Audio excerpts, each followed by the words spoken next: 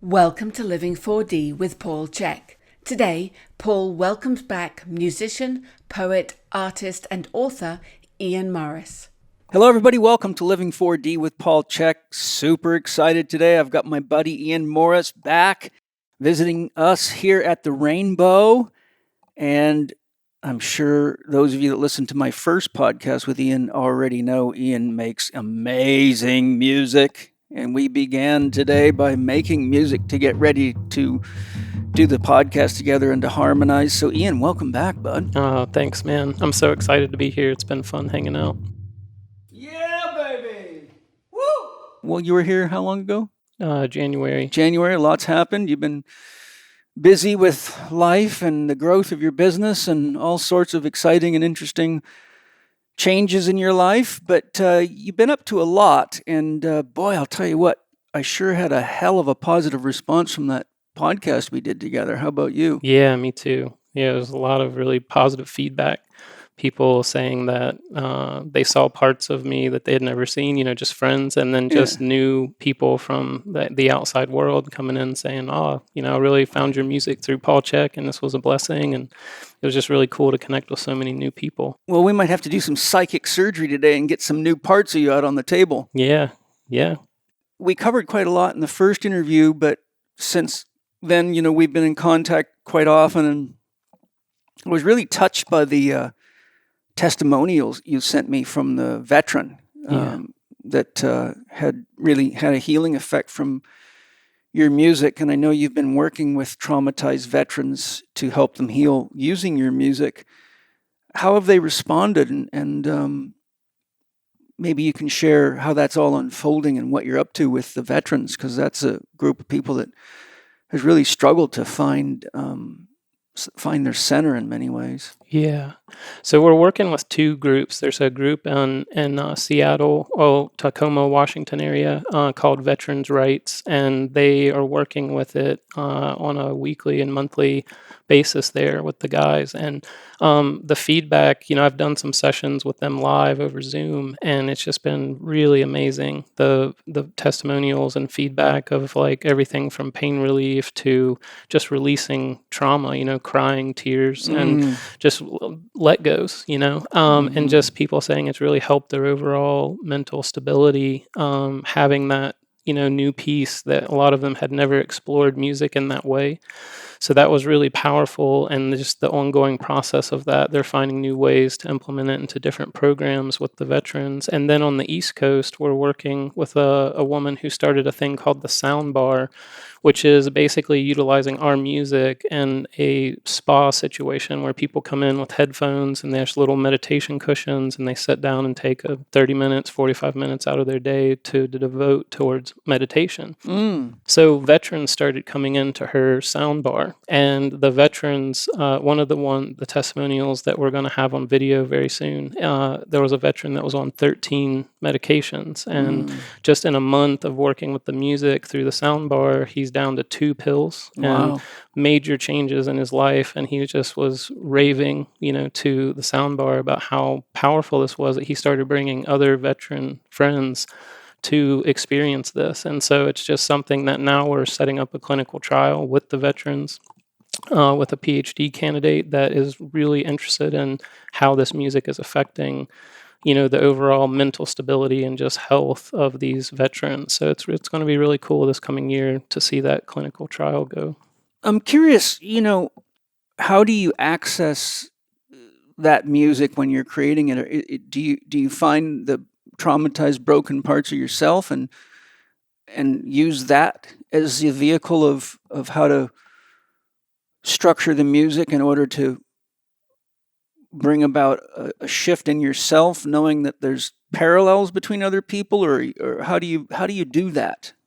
Well, I think there's two ways. One is by creating a music album that is the collective energy, using the astrology information that's coming in. I really wanted to not prepare the music in a way that was from just a selfish standpoint, So it was basically looking at those energies that are coming in and saying, with a group of people, astrologers, and having conversations well, what chakras do you think are affected by this? And then having these conversations with a group of people that are part of my team.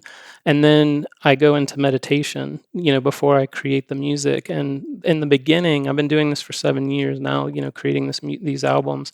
In the beginning, I think it was really painful because it was almost like a method actor who would go revisit this pain or trauma and pull it into this moment for the scene, right? And so I think that eventually I started looking at it in a different way over the years, that maturity. I remember Greg Braden talking about going to visit a rain dance ceremony. It's a powerful ceremony. Yeah, and he said that he was expecting this elaborate production, that it was going to be this big deal. And he said this guy drove him to the top of a mountain. They stood there. He bowed his head. A few minutes, he looked up. He goes, "Okay, we're ready."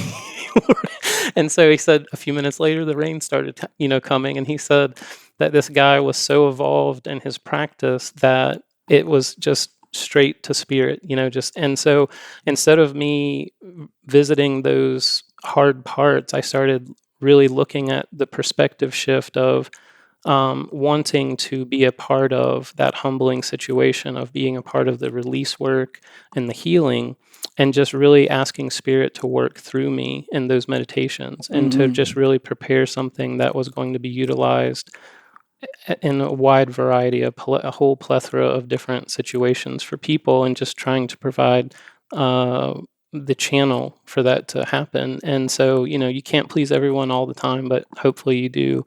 In the creation of that album, people find something that they really connect to and respond with.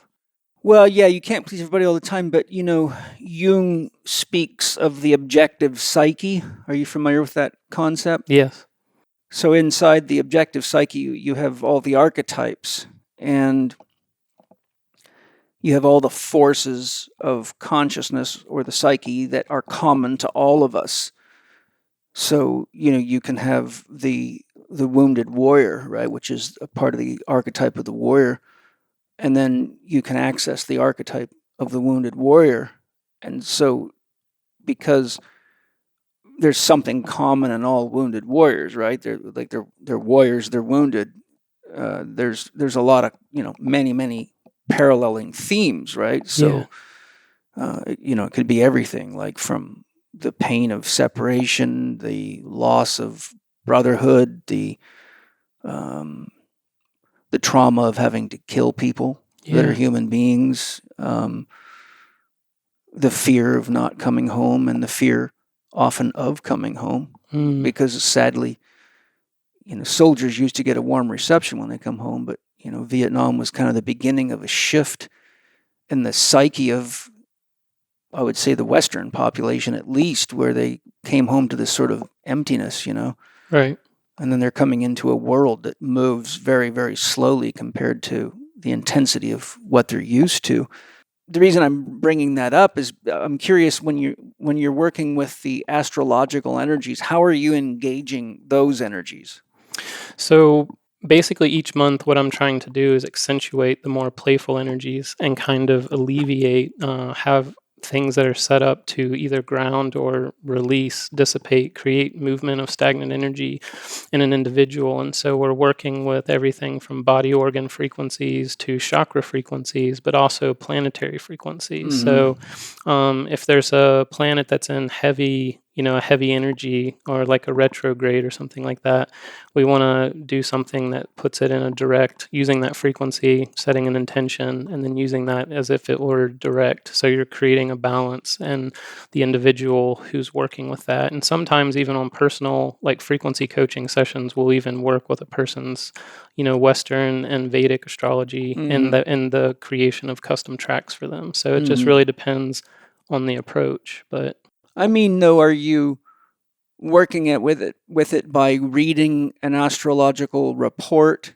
and then using your mind's concepts of what each planet, house, moon, star represents, or are you opening yourself to those intelligences and letting them speak through you directly? How are you making that, bridging the gap between the objective psyche and your instruments. Yeah, I'm trying to do both. So that's what I'm doing, is creating something where we're getting a report. I'm having discussion with the astrologers directly. We're having open conversations.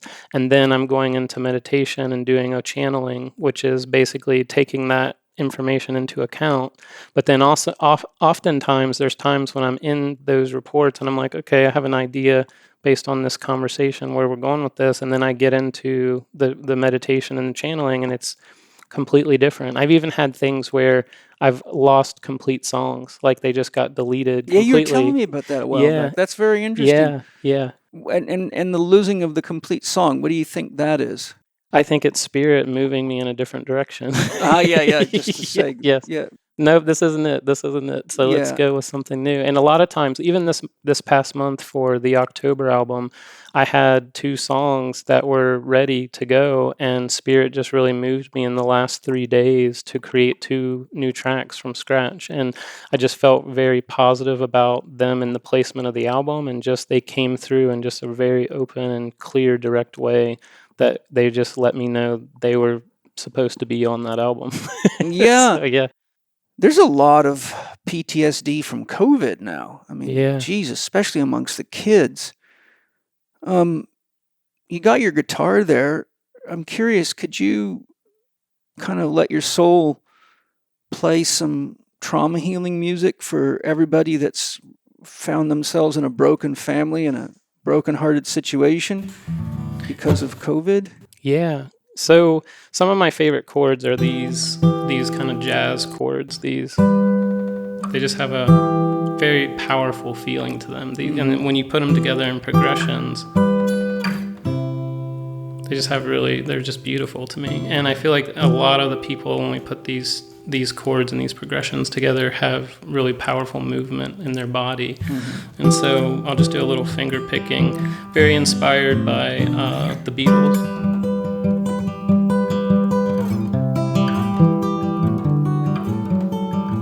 So that's Blackbirds by the Beatles, right? So by taking those kind of like finger picking styles and turning it into some of these chord progressions, like.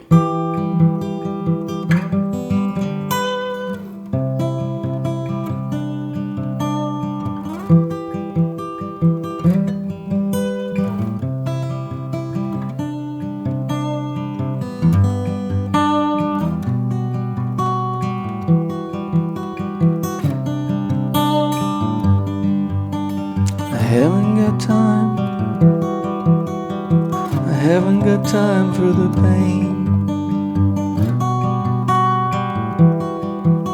I've been crying all night, yet I hope for rain. I just haven't got time for pain. I haven't got time. I haven't got time for pain. Yet I hope for rain, more rain, to wash away my pain. I haven't got time. I haven't got time for pain. Yeah, here I am hoping for rain. Come and wash away my pain. Wash it all away.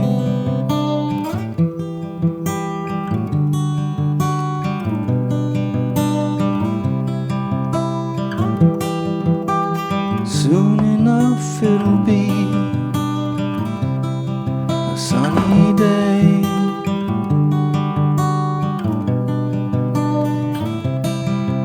But right now I haven't got time for the pain.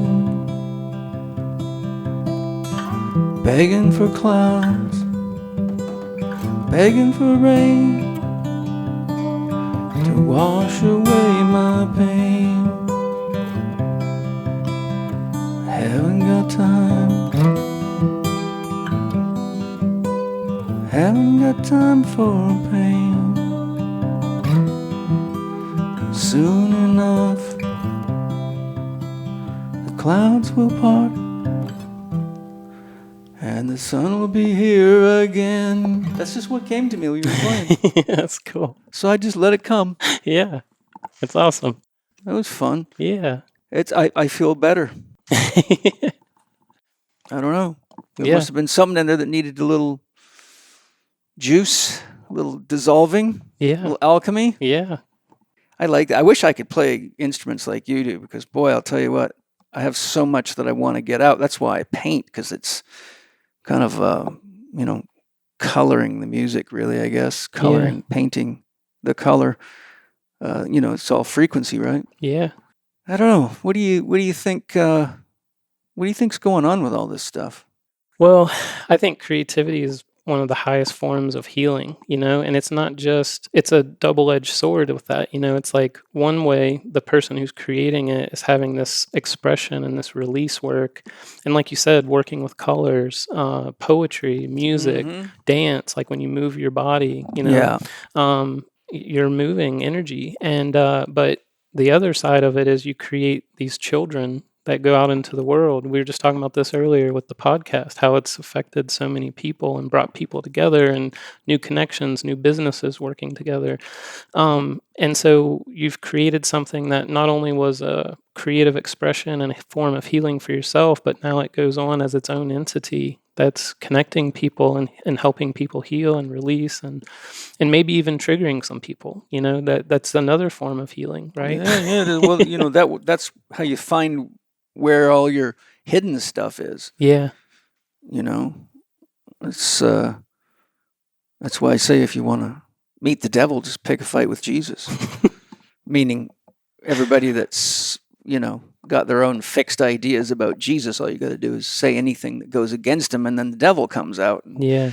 And I think sometimes, we don't think we have emotions about something or whatever, but somebody says something to you and then the devil comes out, Yeah. And then once you see the devil, you know where to look into your unconscious, because you just got the alarm bell. Yeah. So yeah. I think collectively it's a good time for us all to look at what's, triggering us, because if we don't look at it, we're going to keep creating it over and over again. Do you think that, this is a bit of a deep philosophical question, but do you think that the music can actually heal at the roots, or do you think it's more of a salve that allows us the stability or the safety we need to get down to the roots so that we can pull the roots out ourselves? Or what is it, a combination, or what do you think? I think that, like with me, I was 320 pounds, and people say, did the music help you lose the weight? And I say, no, the music helped me with my brain. It helped me get a new perspective, and it gave me a tool that gave me relaxation, which brought more sleep. More sleep brought more stability of systems and better judgment in the moment for choices of food and things of that nature. And it just gradually was a process. All these multifacets came together, but it started with the mind. Mm-hmm. And so, like, someone asked me one time on a podcast, what is the first thing you would tell someone about healing themselves? And I will say, your mindset. Because your mindset is something you work on internally, the vocabulary you talk to yourself. And I think that I would not have been able to change that without the music. The music helped me make that mental shift, and the mental shift made me have plans of action, and it gave me a sense of hope to move forward. So I think for me, the music is, I call what we do frequency-minded music. But in that, I think that what we're doing is targeting the stress response of the body. So you're giving someone a baseline that they're able to approach a problem or an issue or a disease from a different perspective. And I think it starts in the mind. And I think that on the secondary level or the sub-level of that is that you're really working on expanding consciousness and awareness. Like a lot of people who consistently listen to the frequency music will say when they go outside, I hear the birds more. I hear the tree leaves rustling in the breeze, and I never noticed those before. Did the music do that to me? And I said, no, you did that to you. But the tones helped your brain now is more aware of these frequencies and nature because you've exposed yourself to them. I think too, though, having listened to quite a bit of your music, I mean, I've listened to your music for multiple days in a row because I'm writing, and it just turns out that your music is actually really good for my writing. Yeah.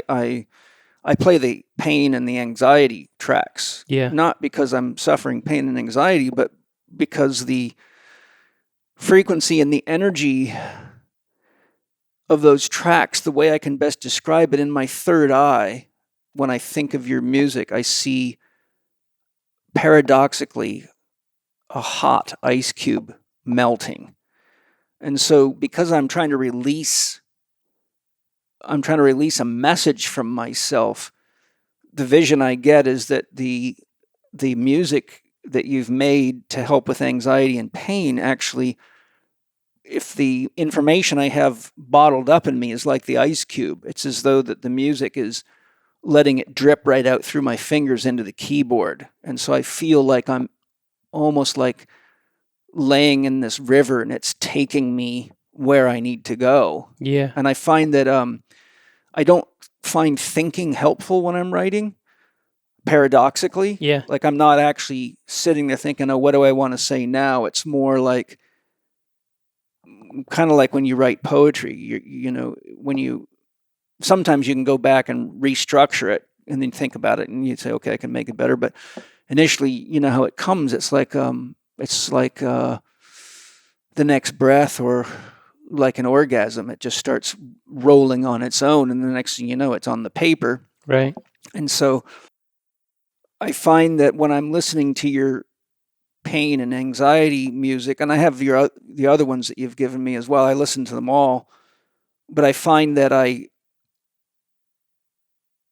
have periods where like 4 or 5 hours goes by and it feels like I've only been writing for like 20 minutes or something. And Yeah. I'm like, wow, it's 3 o'clock and I haven't even eaten lunch. Yeah. I haven't eaten since like 8 o'clock this morning. Hi, everybody. I hope you're enjoying the podcast. Our greatest sense of love, freedom, joy, and connection to others occurs when we become invaluable to them. The way to do that is called Gong Fu. Gong Fu means the development of mastery. When we develop mastery as a truly holistic exercise and holistic lifestyle professional, we have and exemplify mastery in the areas most everyone needs help with: the cultivation of happiness, how to strengthen and vitalize our body through the scientific application of exercise, the principles of holistic eating, and the science of using sleep, rest, and introspection to regenerate ourselves optimally. Naturally, such mastery means higher income, more regular income, more word-of-mouth marketing, which is the most effective and least time-consuming means of marketing.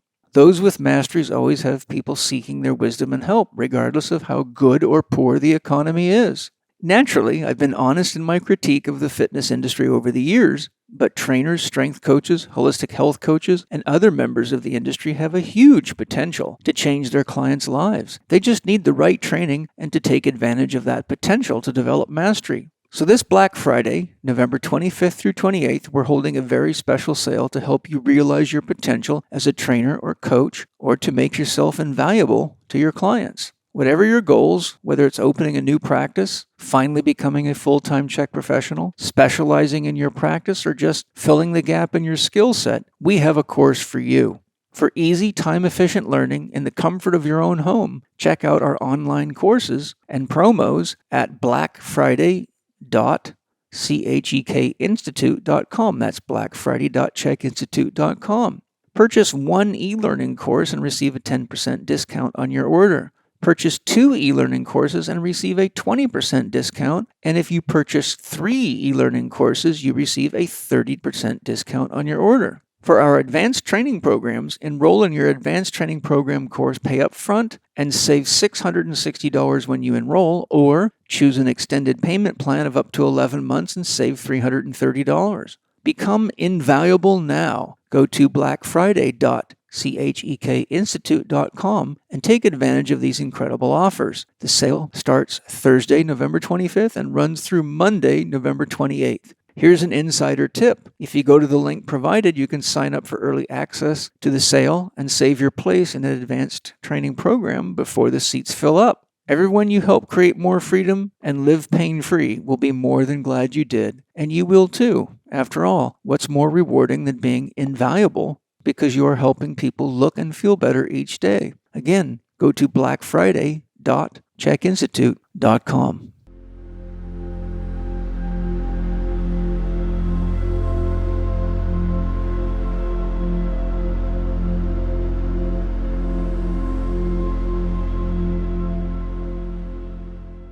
I think that your music and music in general can create a state shift.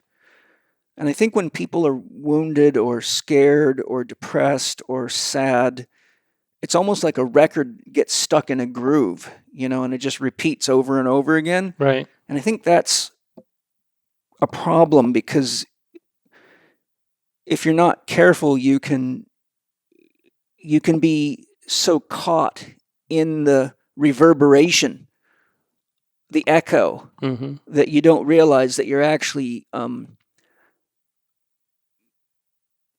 you're taking yourself out of the moment where you could be creative and have a solution, but you're caught in the traumatic experience, so it ends up painting your eyes with these colors and the darkness of the event, or the trauma. And I think for me, listening to music and your music, it's almost like an alchemy, they call it sublimation, to rise above. So I think, just like if you throw a handful of rose petals into a flowing river, it's a long time before they go under. Yeah. Right? They ride on the surface of that. And so I think it's a metaphor for that when you're listening to healing music, instead of being caught in the rapids, you get pulled up like the rose petals, and you're kind of riding the wave. You're riding the wave, and you can also all of a sudden you can see that you're in the middle of higher dimensions or possibilities, and where you've come from down below, and you know that you don't want to drown in it, and so you can sort of climb up. Yeah. Could you play us a little sublimation music, like taking us out of the darkness of the water and bringing us up toward the sunlight? Sure. That's why I love Herb Alpert. Yeah. Because his music's all happy, Yeah, very happy. And all the songs when I was a kid on the radio, Herb Alpert, it's Alpert. If you ever want to watch a great documentary, everybody go on Amazon and look for Herb Alpert. It's phenomenal. But anyhow, that the way his music can make you want to dance and bring you up out of it.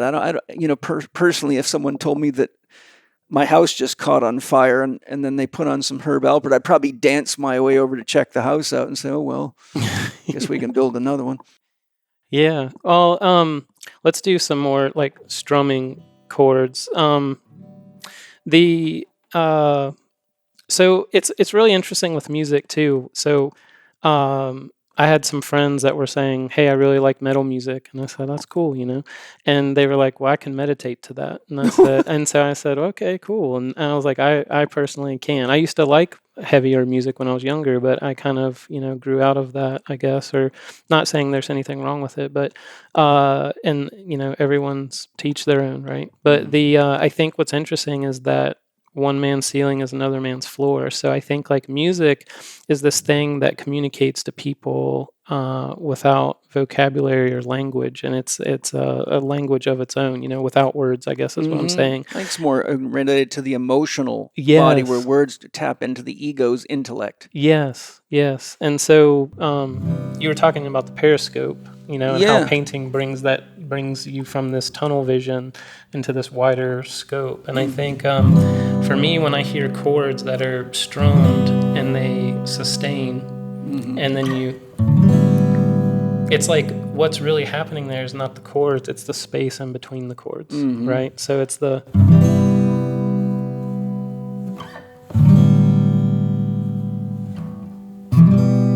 So you have this longing, and I think that it connects with people on like a soul level where it's like, it almost forces them like, what's coming next? You know what I mean? Like the anticipation of like what's coming next. And so for me, I always find it to be really uplifting and hopeful when I hear chords that have these spaces in between them. And a lot of my music, you'll see that I give that space there, and it's very minimal, but it just feels so good. And I think it helps people to take pause, you know? And then you have like...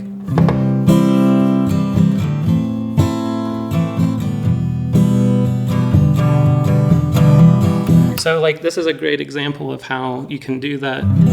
It's something, I always call it subtly epic, right? So it's like you're grabbing a person's attention. It's very minimal. And then you have these pauses that's making them pause for a second, reflect what's coming next. And then you take them into some happy strums like...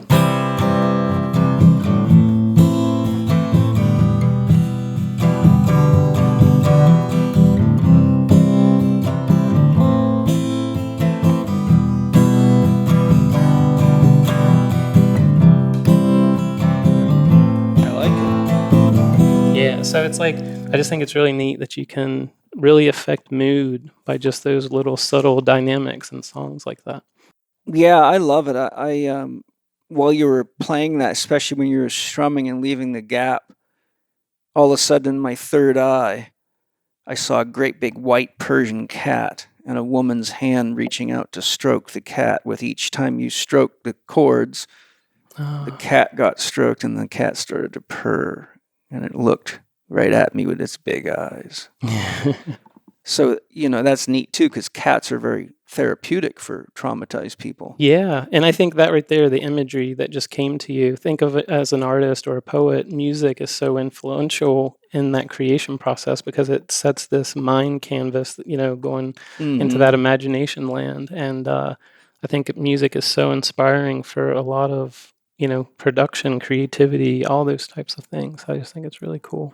Yeah, you know, and we're really talking a lot about the spirit of music, right? The healing power, the creativity, the flow of it, and just the depth and the dimension of it, and you know how it can be used to touch you emotionally. It can be used to express concepts or ideas. I mean, it's vast, as you know. Of course, you know. Yeah. But the reason I'm bringing that up is because, sadly, we're really experiencing the death of music. And this is something that you've expressed concern to me. And you know, interestingly enough, I had listened to Victor Wooten's fairly recent book, The Spirit of Music. I'd studied his book, The Music Lesson, very thoroughly. I probably went through it 3 times because it was such a profound book. And in the spirit of the music, he really, in the spirit of music, he talks about how all the digital recording and all the, he gives an example. He says, you know, the difference between listening to music the way it's supposed to be listened to, like we would have listened to it around a campfire, or to play together in tribes, or just, you know, getting together to make music. He says if you take that experience and put it on a 1 square foot sheet of paper, he says by the time the music industry has taken that and put it onto something that you can listen to on your headphones and your iPhone, you're down to about 1 square centimeter of that paper. Yeah. And so he talks about how it's really deadening the experience. And then, you know, he's also talking about a lot of the things. And it's funny because I like to watch documentaries on famous musicians because I love music, but I love their stories. I love their personal story. You know, like some of my favorites are, you know, some good videos on Roy Orbison, and his music is so profound, and a lot of it's about the pain he went through. And Linda Ronstadt is another just amazing musician. And their music is it's so dynamic and so rich and so full. And for me, having had the experience of listening to their music on a really good stereo system on a CD, which has got quite a density, it's quite a high density file, and then listening to that, to hear that on a digital format, like I know when I hook my iPhone, for example, to my stereo, it's like someone just flattened the whole thing out, versus a CD, but a high quality record player, which I used to have a beautiful exotic stereo with a record player with a turntable, and that was another dimension altogether. But Victor Wooten, of course, is really concerned about how the music industry is really just taking the spirit out of music. Yeah. And then there's all these other issues of them using music to manipulate people's minds and the changing of the frequencies. So maybe you can comment on what your thoughts, feelings, and concerns are, and also, the difference between music, like you just created music spontaneously. I just started singing spontaneously. I'd never heard you do that before. Those words just flowed out of me. I just didn't block them. I just let them go because they wanted to come out. And I thought, well, that's what we're here to do. And then, and then there's the other issue, all these algorithms. I'll tell you what, I got to admit something. Yeah. I have a fucking problem with this algorithm concept. Everywhere I go, I've been a therapist for a long time, and ever since they started getting computers involved in therapy, there's just algorithm. I'm like, I don't frickin' want to hear about your algorithms. For a simple reason, algorithms are typically made out of mass averages. Right.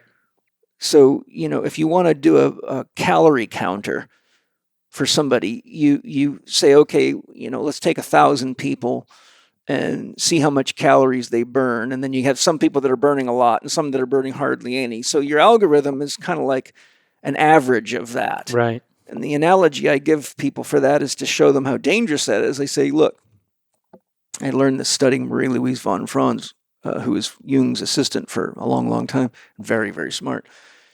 She said, do you realize that in a pile of stones that has 10 tons of stone in it, with an average weight of 2 kilograms, you may never find a 2-kilogram stone if you look through those stones individually. Wow.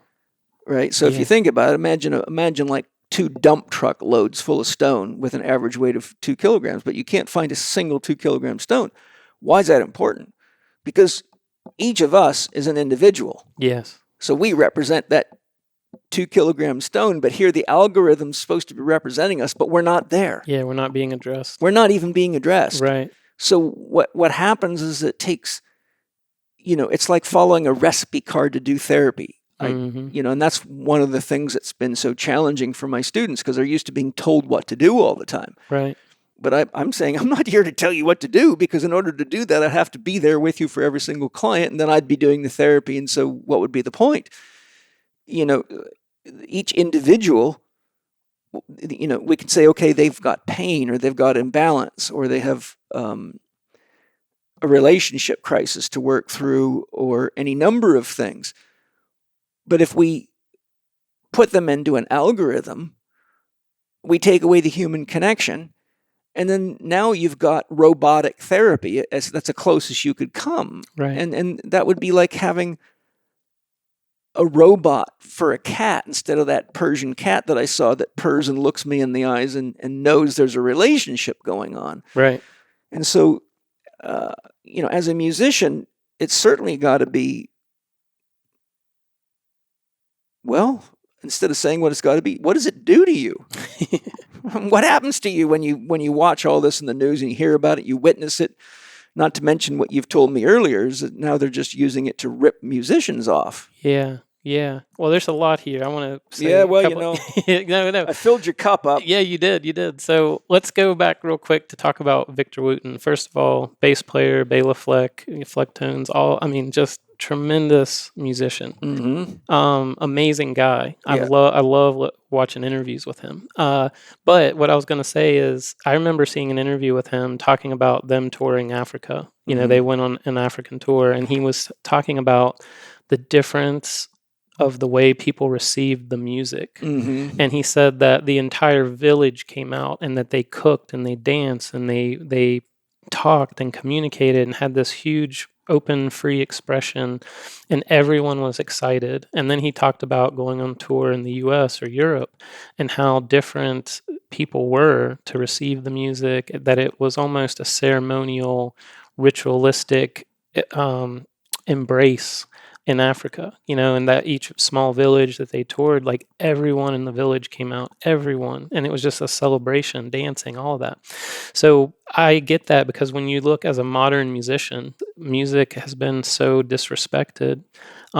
There's two things in that for me. One, the studio has become such an instrument, and so I'm able to convey so much as one person in the studio, and to create this, the music in the way that it comes from my heart and my soul, and can interpret it for the world to receive it that way. It's such a playground. Mm-hmm. There's people that I've brought into the studio and teaching them how to do these things, and about an hour in, they're like, "Dude, I could get lost in here for days." And I was like, I do get lost in here for days. But my point is just music has been so disrespected. And when you hear people like, Victor Wooten and big musicians, Eric Clapton, just people talk about it all the time, how much it's been degraded. So I think like music is unlike anything else. It's mathematical, it's magical, it's ceremonial, it taps into the soul, to those feelings, in ways that a lot of things can't. And when you look at the enhancement that music brings to like movies, Mm-hmm. Things like that, it's a really powerful tool. So for awakening, for conscious expansion. So yeah. So as far as music, with ripping off musicians and things, like you go back to Napster. I was in that heyday, coming up when all that was going on, and What is Napster? I mean, I know what it is, but maybe people don't. yeah, it was a platform that a kid started in his college dorm room, and it was basically ripping music to the internet for free, and everyone could have access and download it for free. And there was a huge gold rush. Everyone's like, "Oh, free music," and so there's two things in this for me. I was one of those people. There was lots of people all over the world that that joined in on that, and it was the first time that people had access to music in that way, and it was a beautiful thing and a horrible thing all at the same time. So what I always tell people is, when that comes up, I said, "How many songs did you download that you never listened to?" And a lot of people are like, "Oh, a lot of them. I never." And I said, because there was no value associated in that intake. Like, you took the music and there was no value. There's no exchange. Exactly. And so you didn't really care if you ever got to it or not. So I was saying, when you pay for something, you're literally giving time and energy to this person who put their time and energy. That's the boomerang of love. Exactly. And so, but now you're more invested. You're going to spend more time with that music, and it's going to be something that you absorb, in your soul, in your physical body. And I think that it's just really interesting how that one act really decimated the industry, and the industry was not ready for transitioning to an online platform. They had such a deadlock of the market with the albums and the CDs for such a long time. They never had the future, insight to look at what was coming down the pike, and they lost it. The tech industry took over music, and so. You mean the musicians didn't have the ability to look down the pike, right? Down into the crystal ball of the future. Yeah. There must be, there's always a blessing in every curse. So let's do a little shadow work. What's the blessing in that curse? The blessing, I think, for me personally, is that I see that it makes us become more creative in how we approach the distribution of our music, and then the types of people that we're engaging with. I think someone asked me, like, what's the audience for your music? And I said, open-hearted, open-minded people. That's who I want to connect with. And I think that we get more real about who we're wanting to connect with, and then we get more creative in how we're connecting with those people. And that's what I've tried to do with Listening to Smile, with the business is create a new paradigm of exchange and value.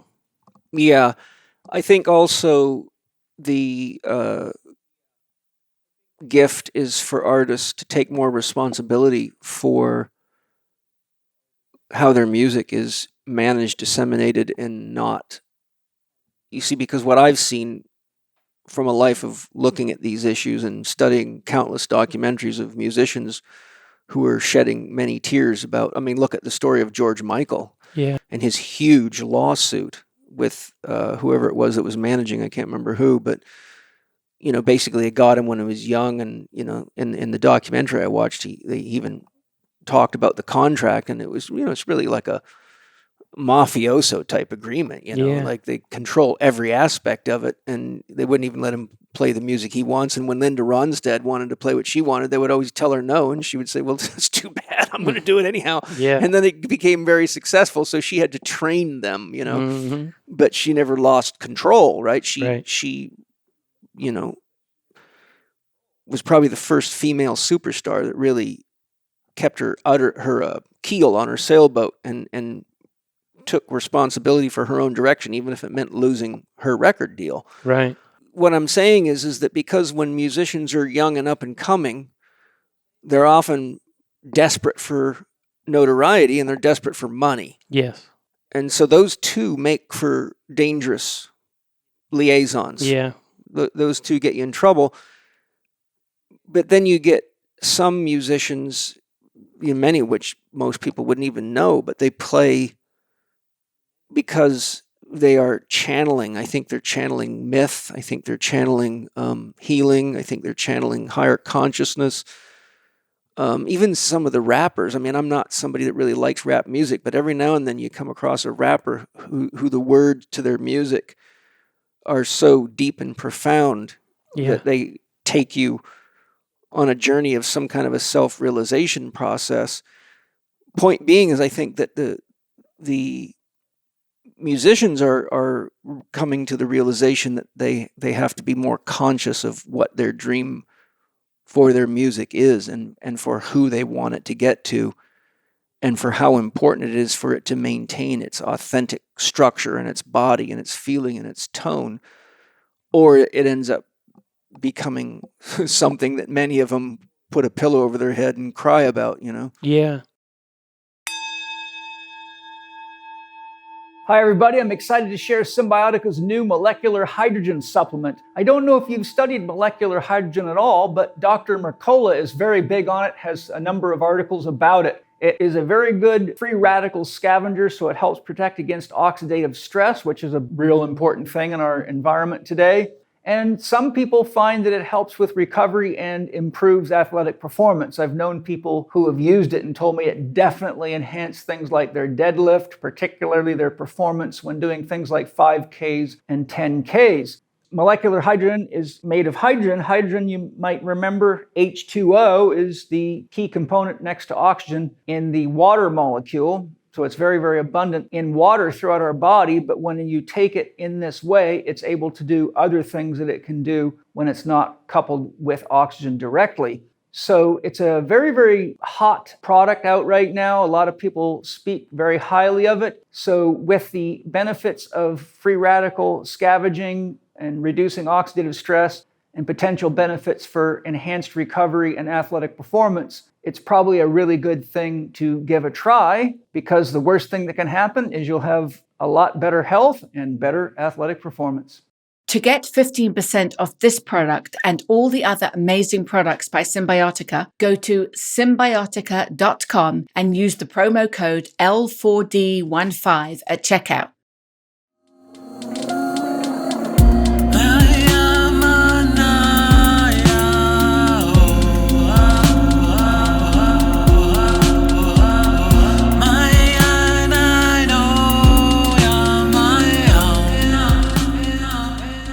Well, what's interesting is recently I've had a lot of younger musicians approaching me saying, how have you done what you've done with your company? Could you help me? You know, those kind of questions. And what's interesting is when I'm talking with them, I ask them, I said, you know, the legacy of your music right? Like I tell them, we're almost at 700 songs in the discography of Listening to Smile. And I said to them, most of the audience that's going to listen to this music hasn't been born yet. Right? Yeah, that's pretty cool. Yeah.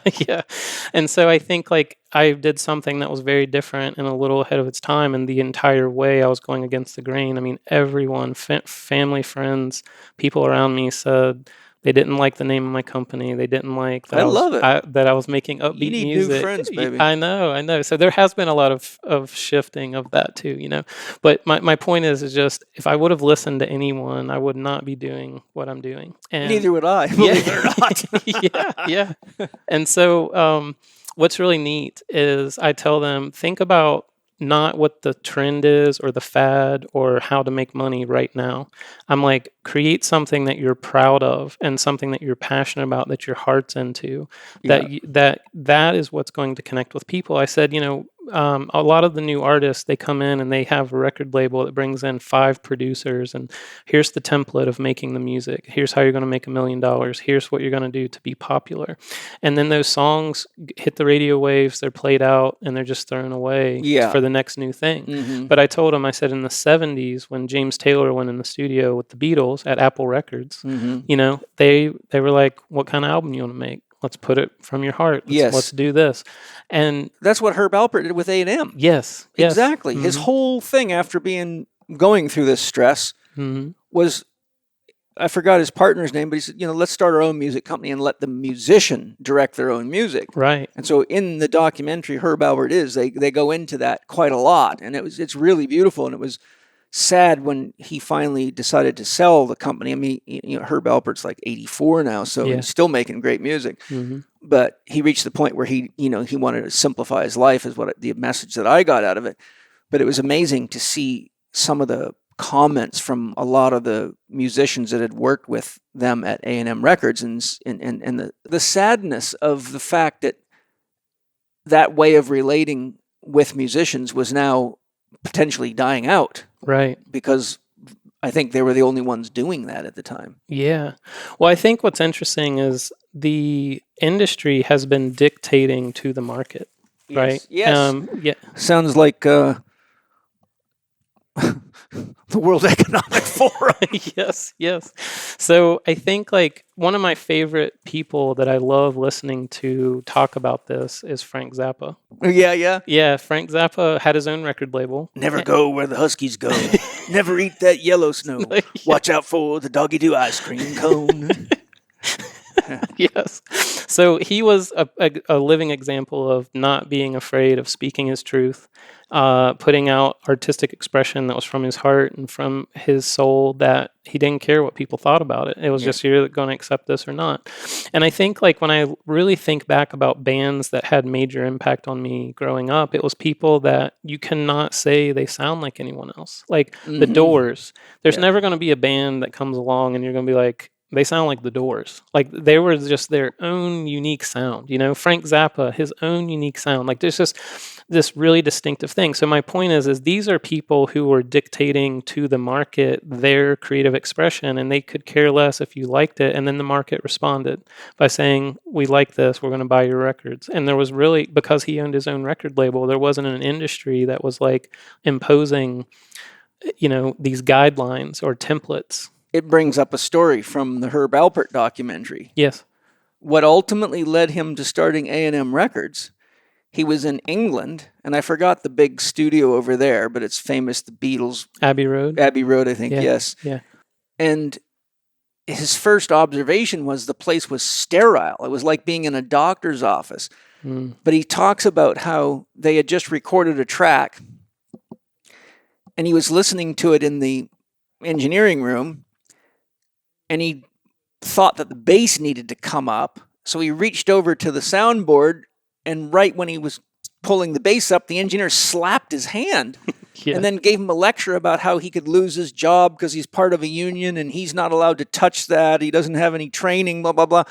And it really shocked Herb Alpert to his core, because he said, now I'm not able to make my own music. Right. Now I'm victim to somebody else's ideas. Yes. And here I am, the musician, and I'm getting my hand slapped for trying to make it better. Yeah. and Yeah. that triggered off his desire to have his own record company. Unfortunately, that's the father archetype. Yes. Do what you're told. Right. And there's just too much of that in the world. I mean, as I've said on many podcasts, it's time for humanity to grow up, because as long as people musicians or otherwise, keep letting other people control their lives, they're always in the position of the child. Yeah. And children aren't supposed to be tasked with the big decisions of life. That's what mom and dad are for, because the child doesn't have enough depth to know what. It's like with all this sex change stuff, letting kids make their own decisions about what gender they're going to be, and they're 6 and 7 years old. My God, that's like putting loaded firearms on the table and say, you guys can play cowboys and Indians with these things. Just be careful, they're loaded. Yet they don't even really have a clue what that means, right? Yeah. And so the point I'm driving at is that, music, food, politics, money, medicine, it's time for us all to start making our own music and take responsibility for what we're producing, either harmony or discord. And then if it is disharmony, then we've got to sit around the campfire and practice making it speak to our heart, instead of complaining about how bad Biden or anybody else is, because that's, as long as you keep giving power to people like that, they're always going to just keep using it and abusing it.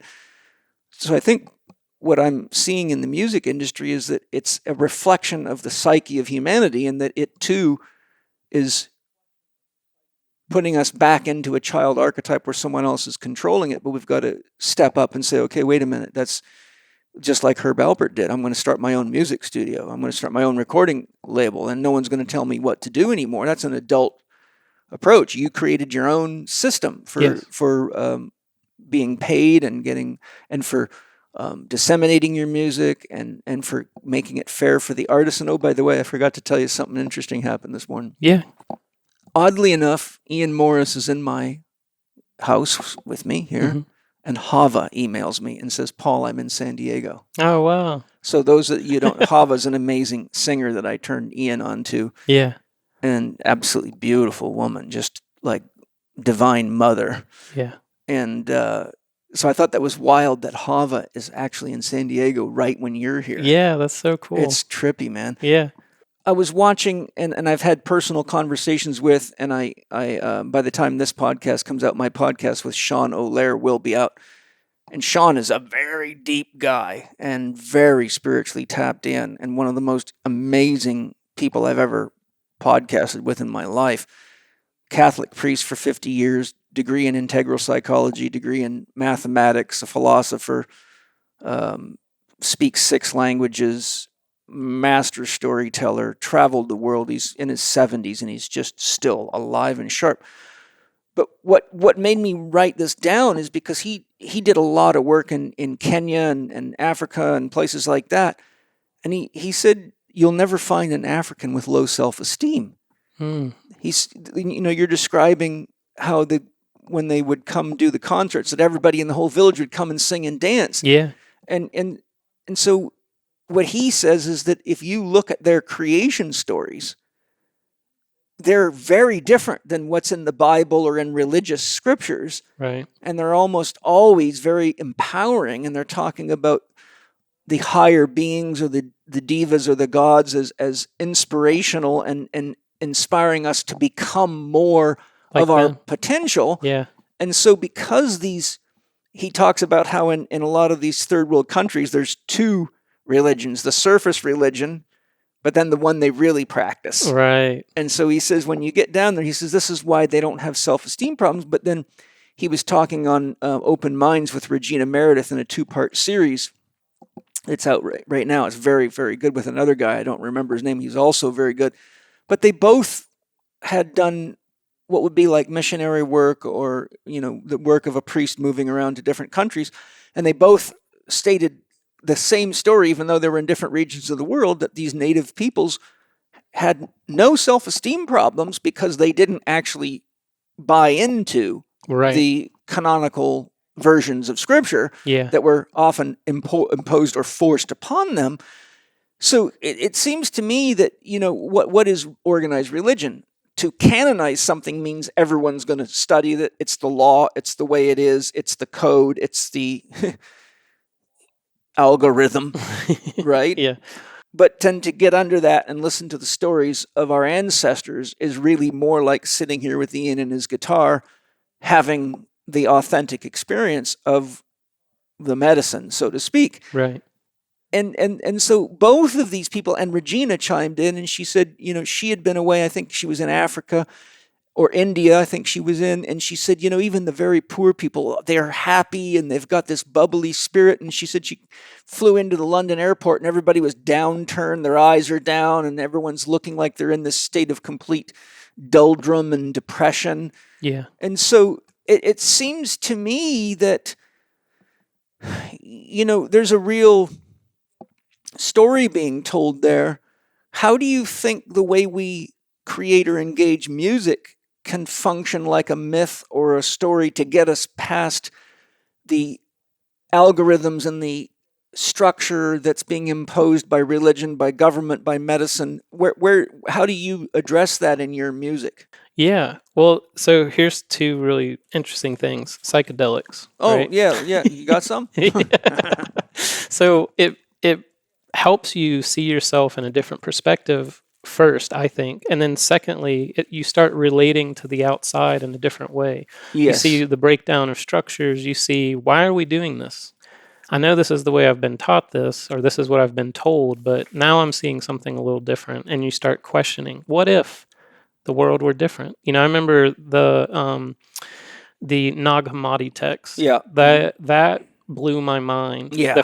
When I started, I was talking to my mom, who's kind of, fundamentalist Christian in some ways, I guess. In other ways, she's not. She's a little more expanded recently, and it's really awesome. But when I was talking to her, I said, what if God is a woman? And what if what we know of God now, the woman left the creation and had a moment of doubt about her creation. And in that moment, the devil was created, and the devil dressed himself as God, and what we've been worshiping as God from, for all of time is really the devil dressed as God. And my mom was like, what are you talking about? Like she was like, that's blasphemy. It's just like, and so I said, I'm not saying it's this way, but this text is really making me feel that there's a lot of information here that is that groundbreaking. Yeah. That is making me question, what if it was like this? And I said, so it made me start questioning my faith and searching for more information and taking in. And then eventually I got to a point where I was like, I'm never going to know. I'm just going to have to feel and trust and still take in information and say, that's interesting. Yeah. I think if God was a woman, then right about now her nipples are so sore she's got to kick the kids out into the world to get busy and do something on their own. Because really, I think this is a sort of a different whole line of conversation, but I'll just say I think that the humanity's relationship with God is just way overdue for some overhaul, rototilling, and some reevaluation. And I think it really is reflected in Victor Wooten's concerns about music. Right.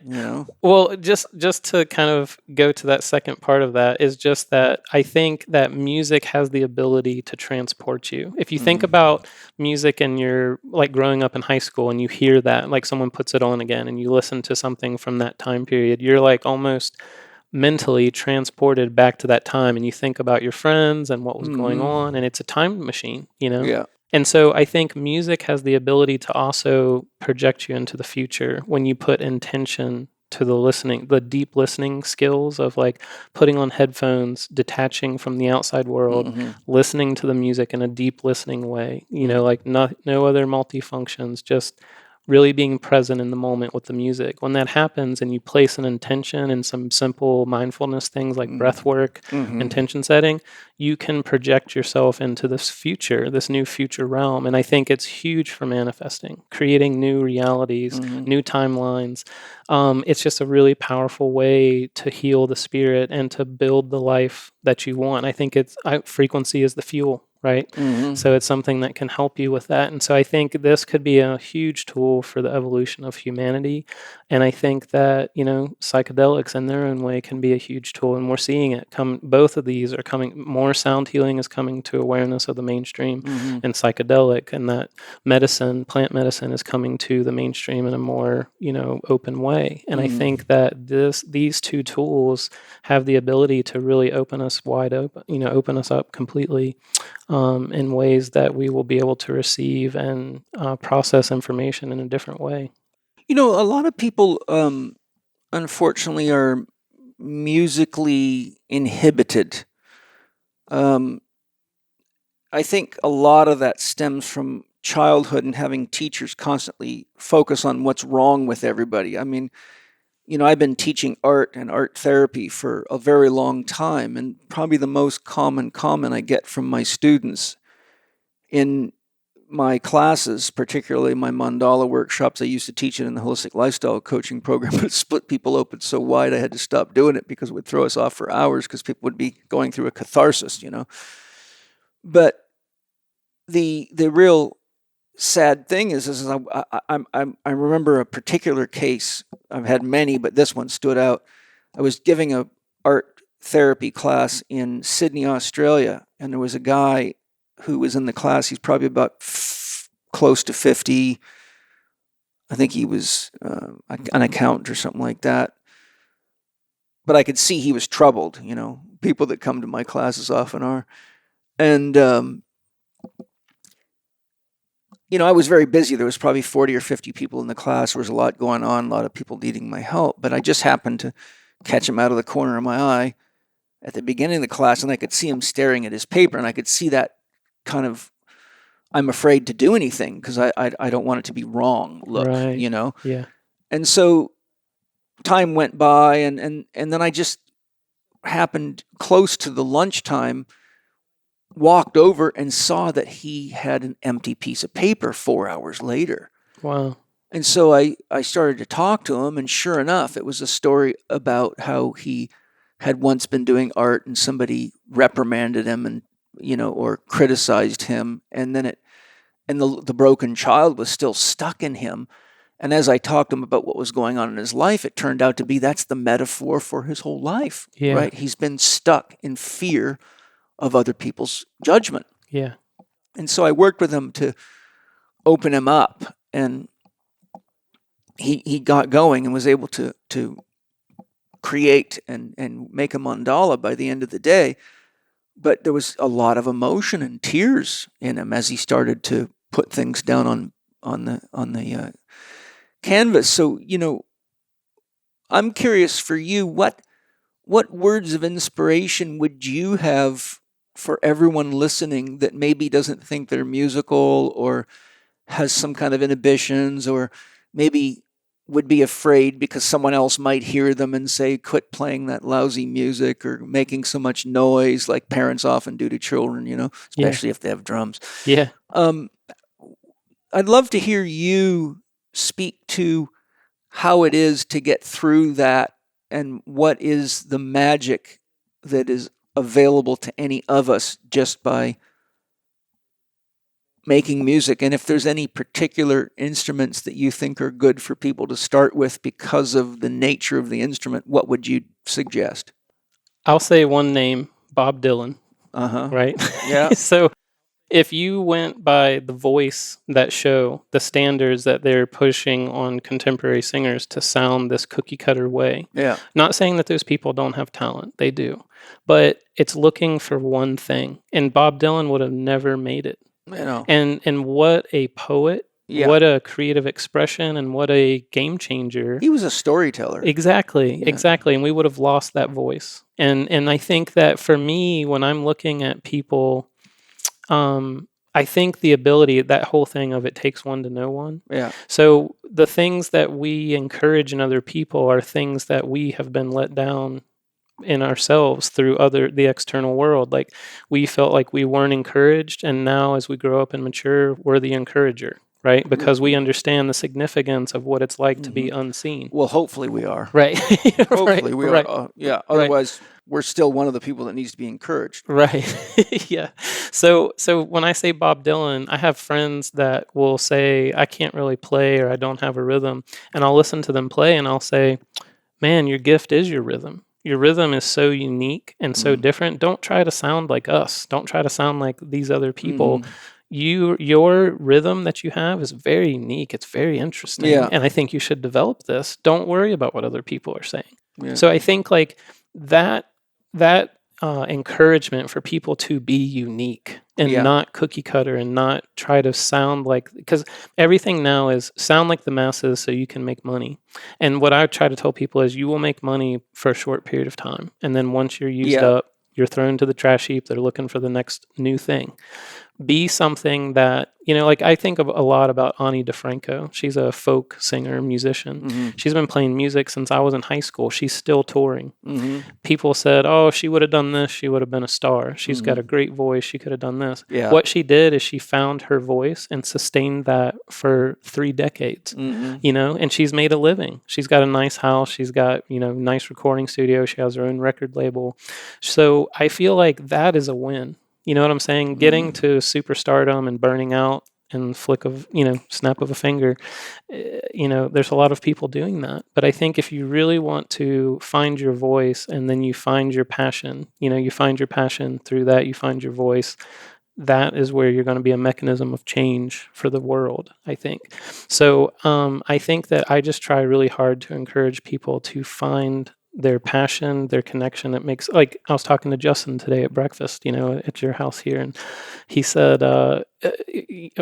my friend Joe asked him, what are you doing for fun these days? And Justin said, everything I do is fun. He's at the rainbow, baby. Yeah.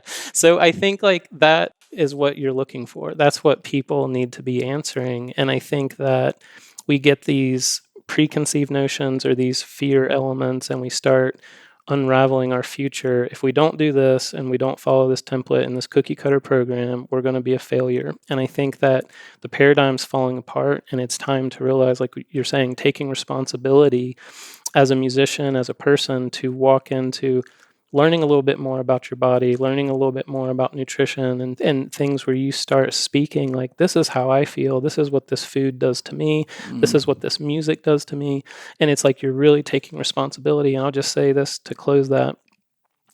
It took me 12 years to learn how to mix and master music. I did it on my own and I didn't have any outside help. It was a yeah that I was cussing, kicking dirt all the time. It's not something I wanted to do. But I'm surprised you had your studio out in the dirt. Yeah. yeah. But, just an expression. But I'm just saying, like, it was something that for me was challenging. It's not what I wanted to do. But I'm so thankful that I did because it made me have more responsibility, more connection to my music. So I can tell you that I write, record, mix, and master my music from start to finish. There's no other hands putting any frequencies in there, changing it, telling me how to do it. And it just feels so free to be able to create something in that way and put it out to the world. I think, what comes up in me hearing you say that, the 12 years of the hard work, the difference is that's the work of love. Yes. Right? And, I think people have these weird ideas about love. You're going to meet the person of your dreams. You're going to fall in love. It's going to be happy ever after. Yet we know that's never the case. Because, ultimately love is the ultimate bonding force. It's the force that dissolves, paradoxically, individuality and brings us back to unity. Yeah. So the work of love ultimately is to work through the perceptual challenges, the individual angst, the this or the that. But ultimately what happens is it brings you into a fusion or a union with what you're expressing so that there isn't a barrier between you and the music. Right. Like when I listen to Ian, I'm actually with Ian. Yeah. Right. There's not a barrier there. He's not trying to fit the Beatles style or the hip tune of the day, because then he wouldn't be Ian anymore. Right. But the key point I'm driving at is if we make music because we're expressing love. If we go out and tend our garden out of an expression of love, if we accept the challenges of relationship as the work of love, if we do jobs or create jobs for ourselves that are an expression of something that's coming from our heart, the good news is, even though it might be hard work and it can be challenging and the money might be tight, and God knows I've been, broke and completely like living, everything I had was in the back of my car except my library, which was in a stack of many boxes of books. But because I knew in my heart that what I was doing was how I best offered something to the world, it didn't stop me. It just made me realize I have to go somewhere in the world where people can see my love, right? And it turned out to be Australia and New Zealand, Yes. right? Yeah. I couldn't make it happen in the United States. Everybody was too smart for me. I had to go to Australia and New Zealand, and they all saw it right away. They're like, "Oh my God, this is crazy good stuff, man." Well, so I spent 5 years in Australia and New Zealand doing what I couldn't do in the United States, but ultimately that kickstarted it, and it also reverberated back to the United States. And by the time they figured out that there was these therapists in Australia and New Zealand that were 10 times better than they were, and they kept asking, "Where did you learn this stuff?" Yeah. The point is, I had to stick with the love. Mm-hmm. I had to follow my heart. I didn't just say, "Well, I guess I should go be a mechanic again," Yeah. or whatever. Hi, everybody. I'm super excited to tell you about Organifi Gold Chocolate, something that is very tasty and that my kids love. Organifi Gold Chocolate is a superfood hot chocolate, healthy enough to drink every day. In fact, multiple times a day if you want. In fact, unlike most chocolate drinks that stimulate you and may disrupt your sleep if consumed after about 4 in the afternoon, my kids drink it right before bed, and unlike chocolate in general, it actually helps them sleep. Organifi Gold Chocolate doesn't include blood sugar spiking ingredients like other hot chocolate alternatives, leaving you feeling good about indulging in this healthy chocolate beverage. It was formulated to deliver the same amazing benefits as Organifi Gold, but with a delicious chocolate flavor to help curb those holiday cravings, which we all seem to get. Some of the key benefits of Organifi Chocolate Gold, or Gold Chocolate, is that it has 10 superfoods for rest and relaxation. 100% USD organic certified, tastes delicious in warm water and amazing with milk or milk alternatives, promotes and supports relaxation so you can fall asleep with ease,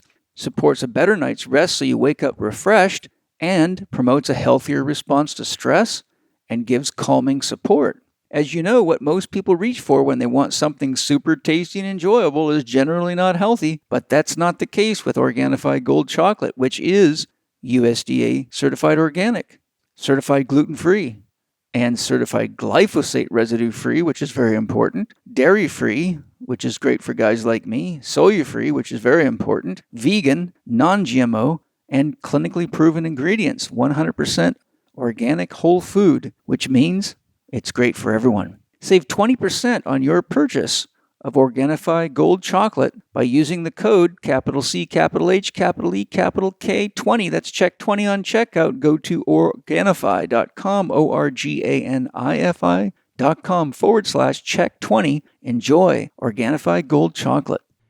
What I would like to hear from you, though, is for beginners. For me, like when I have workshops here, I don't know if you've ever seen me do this, but I have beach rocks. Everyone gets a couple of beach stones, and we make music together. So just like we were drumming together, right? I start them off, and we harmonize with beach stones, and people get just high as a kite. And I tell them that's the original rock music right there, and they just totally get off on it. Yeah. And sometimes I will make music with percussion sticks, or me and the kids will just pick up sticks or rocks or things, shake a branch with some dry leaves on it like a rattle. Yeah. Is there, one of the things I find with the kids that works very good is they have these little egg-shaped rattles. They're like cheapest. You can get them on Amazon, probably a pair of rattles for $3-4 or something. Yeah. You can put some beans in a glass jar and put a lid on it, and you got rattles. I think I think a lot of people just don't realize that you can do it. You can, play on the table. I Yeah. mean, I know lots of guys that were drummers. They were drumming everywhere they went. Yes. On the backs of seats, on the table, getting Yeah. chewed out by the teacher, drum on someone's head in front of them because the rhythm had to get out of them. What's your tips for an entryway for the average person who doesn't think they're musical, is inhibited? The thought of a guitar, and I like guitars. I love the way they sound. But for me to pick up that guitar, Jesus will be back at least twice before I can do anything like you do with that thing. And poor Jesus will get bored of my music. Yeah. But my point is, if I pick up a drum, Yeah. I feel at home. Like, okay, Right. my spirit can connect to this instrument. I don't need any training. Yeah. Somehow my heart works with a drum. Right. And rattles is the same for me. Mm-hmm. I can just let go to a pair of rattles, and it's almost as though they're rattling me. Right. I can pick up a couple of stones and make music, but I pick up a guitar and I feel like I've got this technical barrier Right. between me and the ability to express my soul through it. Yeah. Now, interesting, I can go sit at our piano and just Bang, put it start up. playing, and, Yeah. and all of a sudden I've got a rhythm, and then I fantasize about Elton John or somebody like that, and I or some of the great piano players, and just because they inspire me. Yeah. So I guess what I'm asking you is, what's your words for people that are trying to get over that barrier? How do you find the doorway? Yeah. So I think some of the most interesting instruments that combine notes and rhythm are like tongue drums. They're, these little drums. The metal ones? The metal ones. Yeah, And you have little mallets and you can play Yeah, them. we've got a couple of those. Those are cool. Yeah. So I think they're, anywhere from like $75 to $200. They're relatively inexpensive. What's for the name of instruments. those? Tongue drums. Tongue? Tongue. Right, because they've got 'Cause the- tongues of the- metal. Yeah, yeah. we've got two of them, I think. Yes. But what's the metal drums that they play at, Hand pans. the kind that they have at the Mardi Gras and places like that? Oh, steel drums? Steel drums. Yeah, steel drums. Because those are cool too. They are cool. And then the evolution of the steel drum is they took the two steel drums, molded them like a UFO, hammered them out so they're double-sided, and they're called hand pans, and they're notes, and you play them, and they're very beautiful instruments. Yeah. So any of those instruments, you're playing notes, and you're also having a rhythm, just like you would a hand drum. Yeah. And I think that it gives people, because there's a scale and it's easy to make the notes on a lot of those drums. A xylophone. Xylophone. I love the xylophone too. We have got 2 or 3 of them hanging around the house. Very easy. They got bigger tubes on them. Yes. And really beautiful sounding. Yes. Little rubber mallet, couple rubber mallets. The kids can play them, I play them, and they even have them at the park. They got great big huge ones at the park with tubes like, 2-3 inches across, and they're outside in great big rubber mallets, and kids get on there, and me and Mana, and then when Zoe came along, Zoe would go sit there and be out at the park playing the music, and that's so simple. So to recap, then you're saying Tongue drums. tongue drums? Yeah, hand drums. Hand drums? Yeah. Shakers. Shakers. The xylophone. Yeah, Xylophone? Yeah, all those are very...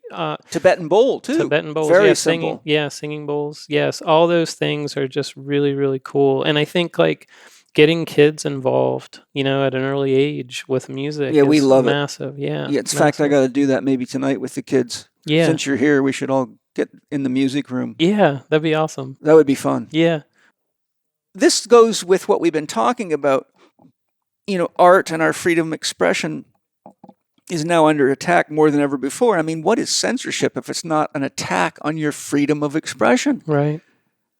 Yeah. I mean, it is amazing to me. And it's deeply concerning to me how many people are quick to want to censor other people's opinions. Yes. COVID brought the disease to the surface. Yeah. I mean, I have seen documentaries with very knowledgeable people showing how many universities now are completely limiting the words students can use, the studies they can do, changing what's in libraries, and kind of monoculturing the entire education system That's as freaking dangerous as you can possibly get. Yeah. I mean, when you do that in nature, you have death lurking. Yeah. So, this whole knocking out of the freedom of expressions, and you're talking to me about bands that have been blacklisted and silenced and removed from platforms. Then we've got art getting into a digital format that takes the soul out of it. And then we've got, you were talking about, maybe you can talk about this, you were talking about TV shows and they're now letting the fans edit the show. Yeah. These are, this is like a fungal infection. It starts off small, but the next thing you know, you're in bed dying and your tongue's white and you're being told you have AIDS or something, but really it all started off as a fungal infection. Yeah. Well, yeah, so the TV show I was referring to is there is a Stranger Things that is a big hit show on Netflix. What I was reading, this article was talking about how there was a lot of people, critics and fans and people writing in that didn't like one of the scenes from the first season. They're on season 4 now. Mm-hmm.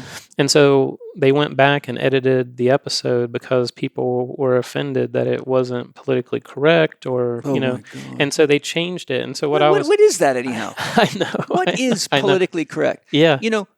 It's got two very, very contradictory words in it.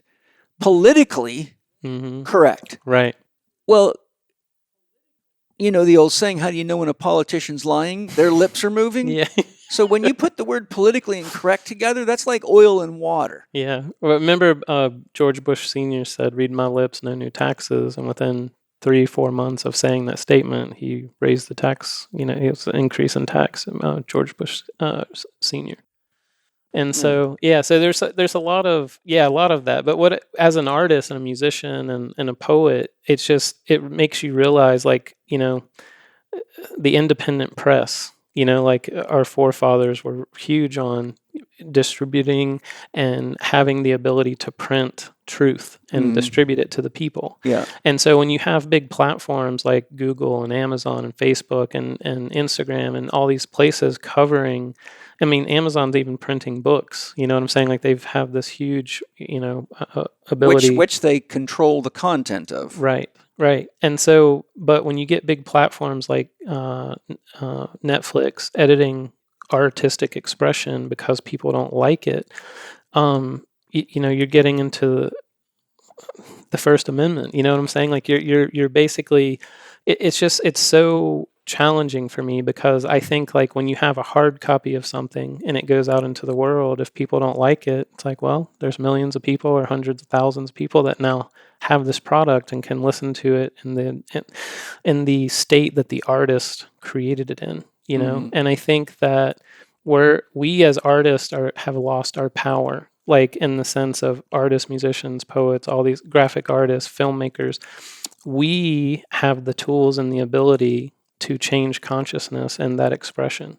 And the 1%ers have, kidnapped that, and they're using it to create propaganda, and they're using these artists and musicians and poets to create this new narrative that they're pushing out to people.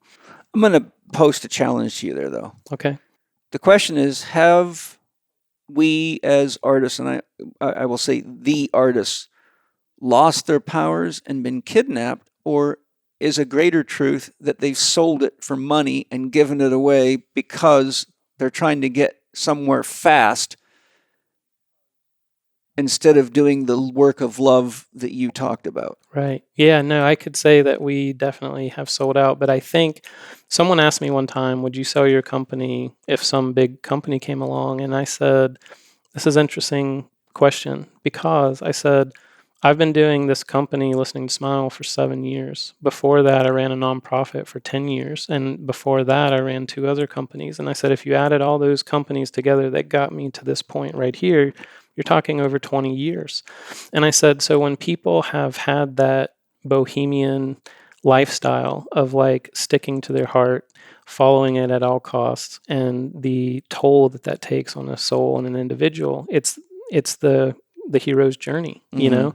And when you get to the end of that and you're wanting to have some breathing room and someone's like, here's $50 million for your company, I told them, I said, most people at the end of that ride are going to say, okay, you know, just like I saw Genesis just sold their catalog for $350 million or something. Like Who's Genesis? Genesis, a band like Phil Collins. Oh, Genesis, yeah. And so, you know, there's a lot of the old classic rock musicians. There's these big wealth firms, you know, that are coming in and buying up all the rights of this classic music, and they're saying to the Eagles or, you know, Neil Young, you know, and saying, "Hey, let's buy your catalog for $500 million," and then, you know, the artist is like, "Okay," you know, and it's like, so I don't consider it selling out, but I think that the average person does not know the trials and tribulations it's taken a person from this point, just like you were saying, just for you, like your books are stacked in boxes, you got all your belongings in your car, and the process it took you to go to a new country for 5 years and then come back triumphant. And it's like, you can tell people this story all day long, but the average person is like, oh, that's interesting. But I don't think they understand really in their core, like what that took for you to still keep going against the grain like that. And so I think there's two things. I think I understand when people reach that point where they're like wanting to simplify their life more and to have more balance of like giving to themselves. But I also think there is a responsibility, you know, and I think that somewhere in the middle is where, you know, like the Vesica Pisces, the two circles, and you have the connecting. I think that you try your best, if you're an awakened individual, to have that middle point that's kind of both of those, you know? Yeah, I've spoken of that before on the podcast, the Mandorla exercise. Yes. You know, so Yes. you put all your negatives in one side, your positives in the other, and then you stand in the middle so you can see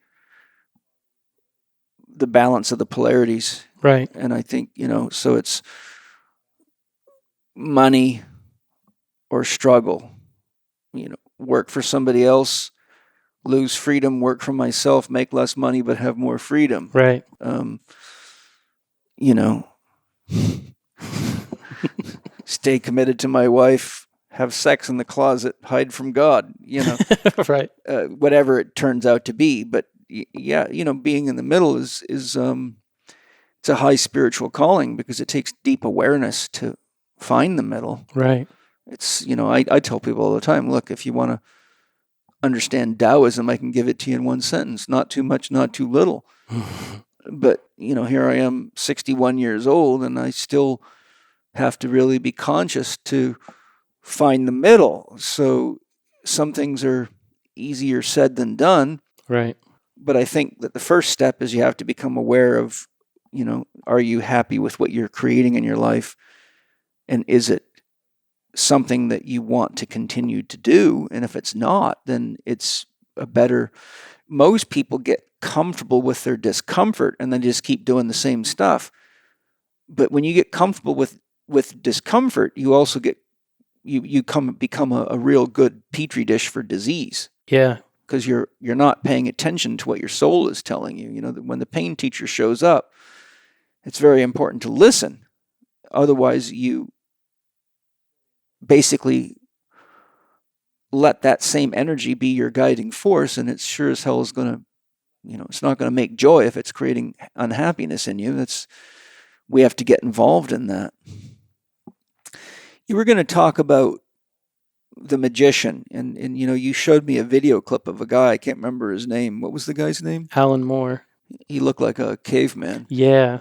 He's a comic book illustrator, writer, just really talented guy. And it was very deep. It was very good. My kind of stuff. So I'm really looking forward to watching that whole documentary. Is it a documentary? Yeah, it's about him. He created lots of like blockbuster film, like The Watchmen is a film that he did that got made into a movie, and it's a graphic novel comic book, and it was just about superheroes, but it was more of like the struggle of an everyday average person becoming a superhero, and like the trials of trying to be not holier than thou and still being a person, but having these special abilities. And I felt like a lot of people could relate to a lot of the characters in the film. Yeah, and so we were talking about the importance of staying connected to our magic, understanding magic. You were mentioning that we're all musicians, magicians, which I agreed with. And when I interviewed Laurel Erica, who's an expert at the linguistic art, she really speaks a lot about being very conscious of how you use your words because they're powerful. Right. And that's what your guy was saying. Yeah. Right, straight up front, he was saying, "Look, if you want to know what magic is, it's the use of words." Yeah. And structuring. You're structuring with your moving energy, right? Yes. You're going from pure potential into some kind of an action. Like "I love you" is a lot different than "I hate you." It's just words, right? Right. And one of the things that I found really heart touching when I watched Herb Alpert is, again, for those of you, if you want to watch the movie, it's Herb, Alpert. It sounds like Albert when you say it quickly, but it's Alpert. He gives something like, I don't know what it was, $120 million a year to fund the creation and maintenance of creative arts colleges and universities all over. And they showed one in Brooklyn, and this is kind of how he got started, this famous school for the arts in Brooklyn, in New York, was going bankrupt. And he just happened to see in the news, and he just said, "I can't let that happen." Wow. And so he funded it and took it over and revived it, and it showed pictures of him in there playing with the kids and talking to the music teachers, and they have dance, and they have, I think, acting, and they have art. And Herb Alpert is an amazing sculptor and artist as well, which is just so beautiful to see. I'm just curious, what your thoughts are in this regard. We've got this issue because everything we've been talking about with censorship, with all the stuff that's going on, from the deadening of music and the killing of the spirit of music to gender confusion to race confusion. I mean, to me, it's like the same thing that's happening to the spirit of music is happening to the individual's capacity to access the magician and the power of the magician within them. I'd just love to hear what your thoughts are in that regard are. Yeah. Well, I think, just like Alan Moore was saying, the very act of creating something from nothing and putting it into the world is an act of magic. Yes. Right? And so that, by definition, makes you a magician, in the sense that you can take this and put this out into the world. And so I think what he was trying to get at is that there's a power lost when someone starts dictating to you what your process is, what the end result of that process should be, the way it should look, the time constraint, the whatever. And so I always talk about this. Michael Jordan was one of the first people that dunked beyond the foul line. And now you have guys that are dunking from beyond that, almost at the 3-point line. People are launching off and getting close to dunking now, in basketball. And so what I'm saying is there's always someone, like movies used to be. Are they getting approval from the FAA? Because that's a long jump, man.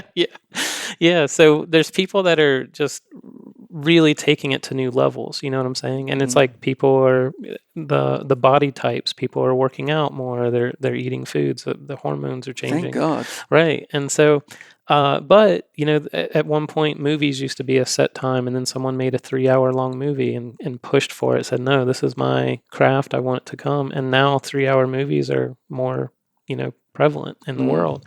And so what I'm saying is that you don't have to make things the way they are. And I think that's our job as people creating this magic, is to really listen to our hearts and intuitively tap into what's wanting to come through us, and knowing that this art, this magic, this music, this poetry, this dance, these concepts and theories that we're putting out into the world are literally planting seeds in other people and giving them permission to do the same.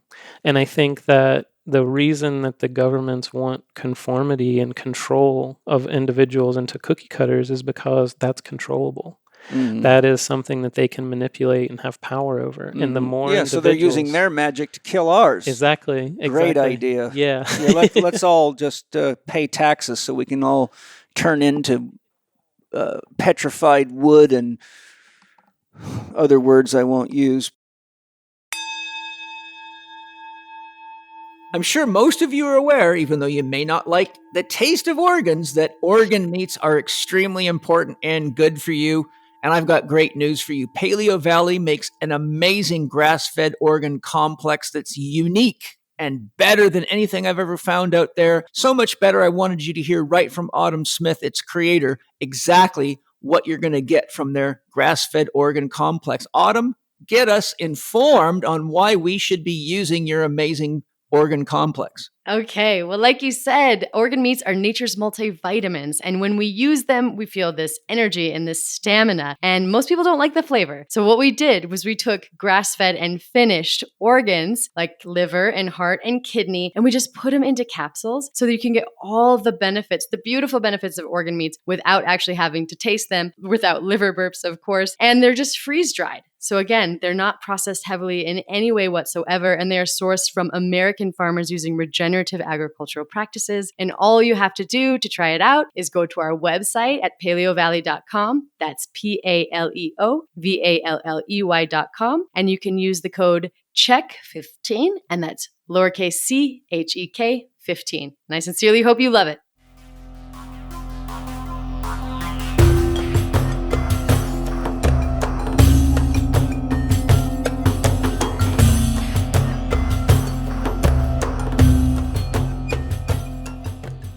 You know, when I look at how I create magic in my life, there's a lot of ways. But one of the things I would say to people is, I like to stack rocks because, one, it's just rocks. Yeah. They're pretty much, unless you live in a city, it's not hard to find some rocks. Mm-hmm. You can go buy some from a landscaping store. But the beautiful thing about it is it doesn't matter if it falls down. Yeah. It's just rocks. And I say, good, if it falls down, it's just spirit inviting me to be more creative and do it again. Yeah. And so then you got exercise. Like, I love to go to the gym, and there's days I think for sure I know what I'm going to do. And then I go in there and realize, geez, my back still hasn't recovered from my last workout. I'm not going to be able to push as hard as I wanted to today. Yeah. Or I'm going to hurt myself. So let's come up with something new, different combinations. Like when I vaporize bags, I'm always doing magic. Yeah. It's a constant stream. I never do the same thing twice, typically, I guess, what I'm wanting to hear from you is, what are some of the ways that you think people could get in the practice of not only being conscious of their powers of magic, but simple things people can do to bring more magic into their life so they realize how taking responsibility for your magical powers can make your life more magical instead of just being a cog in a wheel. Yeah. Yeah. Well, I have this little exercise for poetry. Mm-hmm. And so I ask people, I said, if you have poetry books, get them off, off the bookshelf, bring them to the floor, get your little pad and pen, to write some words down. And so I said, this exercise is really teaching us how to get out of our own way, like our own head. And just like the guy in Australia, you were saying, had a fear of doing something wrong. Yeah. A lot of people I find in these workshops that I do are people in that same energy. They have been reprimanded, in some way that teaches them to be more reserved on what they put out there. And so they get so terrified in that space that they just don't do anything.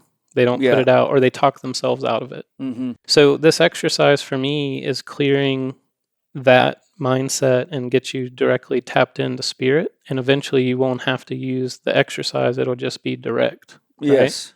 So basically I have them circle just on the left top sheet of the paper. They do a kind of a semicircle, little like oval shape. And I call that the word palette of the page, right? So what's the oval shape? at the top left side, we just do kind of like a little oval shape, and I call that the word palette for the page. How do you choose the words? So this right now, we're just drawing a circle like an oval and on the page with your pen, and then you're picking up books. And as you pick up a book, you flip open, and the very first word that jumps out, you can't be in judgment. You can't say, "Oh, that's not the right word." Yeah. You just flip it open. The first word that jumps out to you, you write it in your word palette. Okay, and then you get another book, and you pick these books by the way they feel, the way they look, whatever. You flip open, another word jumps out, you write it down. You want to fill up this word palette till it's about 20, 30 words deep. Okay. And then what I do is I have people put the books down, and then I say, okay, so if you're going to take these words and make a title for your poem or for your journal entry, what would you do? Rearrange these words. So they have to come up with nothing. It's right here on the page for them. Yeah. And they rearrange these words and they make a title. And so a lot of people, just that simple process, they're like, oh my gosh, that's a cool title, right? And a lot of the people who have experience, like a poet or writer, they'll say, I never would have come up with this in my own head. You know, this is something new. This is really exciting. So you either turn people loose where they do this like cut up method. There's the Naked Lunch, William Burroughs, if you're familiar with that. He wrote that, and so he was at a party. This is how the story goes. This is how I came up with this little method here. He was at a party, and he was watching an artist that had a painting on the wall that he had given it to the person that the party was the host of the party. And so in the middle of the party, they were drinking a little, and he was looking at his painting, and he said, I just don't like that painting. So he, in the middle of the party, pulled it off the wall, cut it up with an X-Acto knife, rearranged the pieces, glued them, painted more paint on it, let it dry a little bit, put it back on the wall. He's like, now it's done. And so in the middle of this party, William Burroughs, the writer, was watching this, and he's like, if he can do that with a painting, I could do that with my poems that I can't finish at home. Right. So he went home and cut his page in 4 halves and then started rearranging the words, and he started coming up with words like heavy metal kid. So in his novel, he wrote an outsider. He described him as a heavy metal kid, and now we know those kids to be heavy metal kids. It's where that came from, that lingo. And so anyways, my point is I was like, instead of cutting the page up, let's just flip through books. Let's find the word that first jumps out at us. Let's make a little word palette, made a little simpler.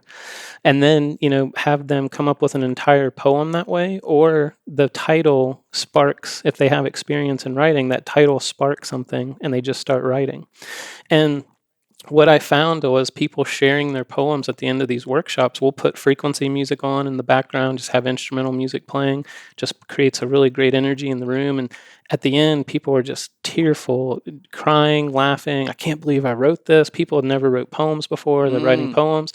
And I said, this is the first. This is the start right here. Now you can do this with painting. You can do this with music. You can do this with drums. And so people just start getting more free. They build a little bit of confidence in these little basic exercises, and then they move and just keep building. And a lot of the people who have been affiliates with us for 2 or 3 years as working with my music have now since become their own sound healers. They've learned how to play instruments. They've started their own sound healing practices. And it's so cool to be a part of that, process with people.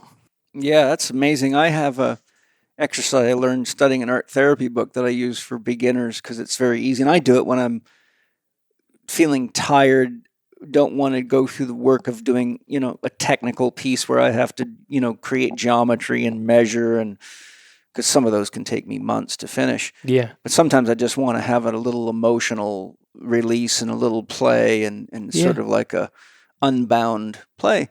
So the exercise is you just draw a circle to make the mandala. Then you choose a color, whichever one appeals to you. You take a brush, you dip it in paint, and you just let whatever comes out of you come out. Yeah. And so you can only do one line, like you do it one line. Then you choose another color, and you do a second line, and you just, Yeah.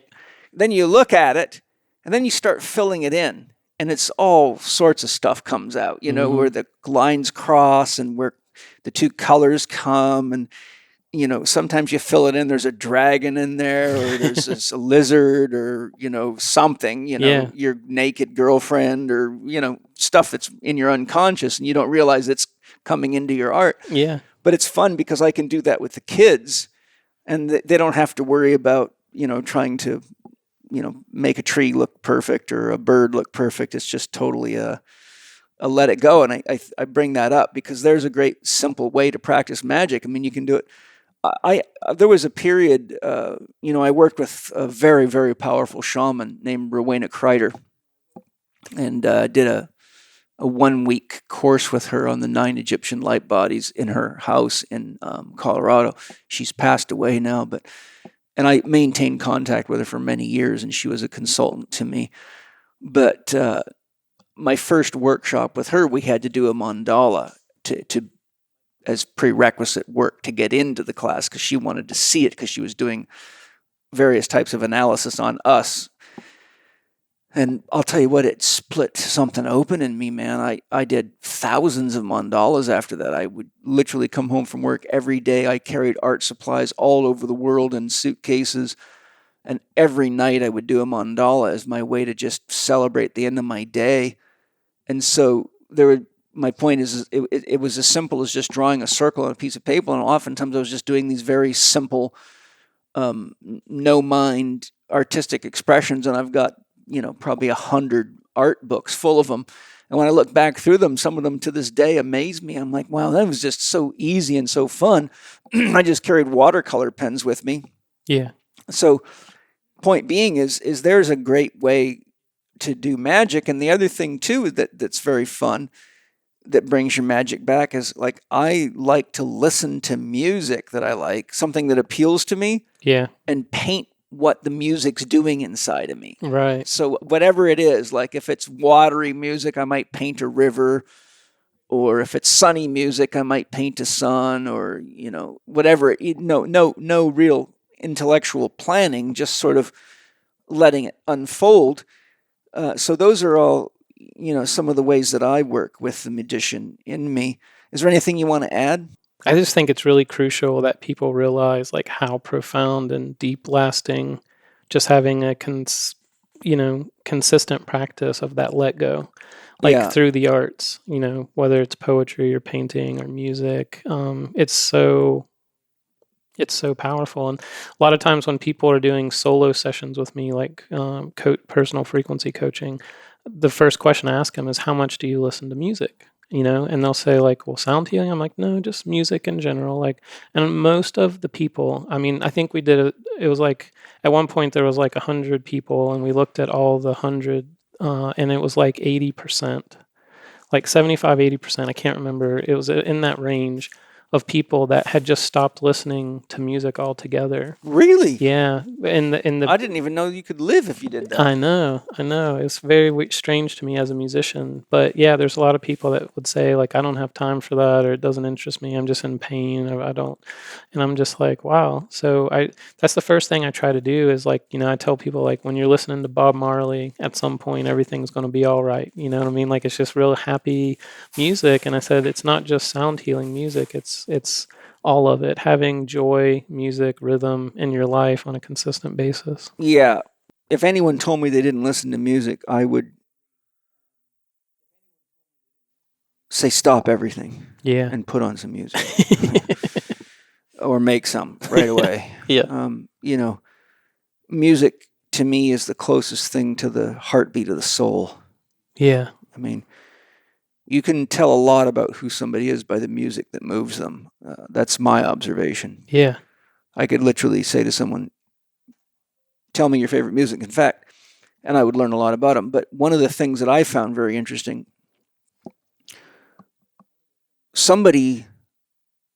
my mother actually, sent me this link to a website where if you type in the date of your birth, it plays all the hit songs that were on the radio when you were born. That's cool. And I was blown away how moving that was. Yeah. So there's a tip for you guys that are having, that your life's so complicated and stressful that you're not listening to, or you might have it on, but you're not listening or enjoying music.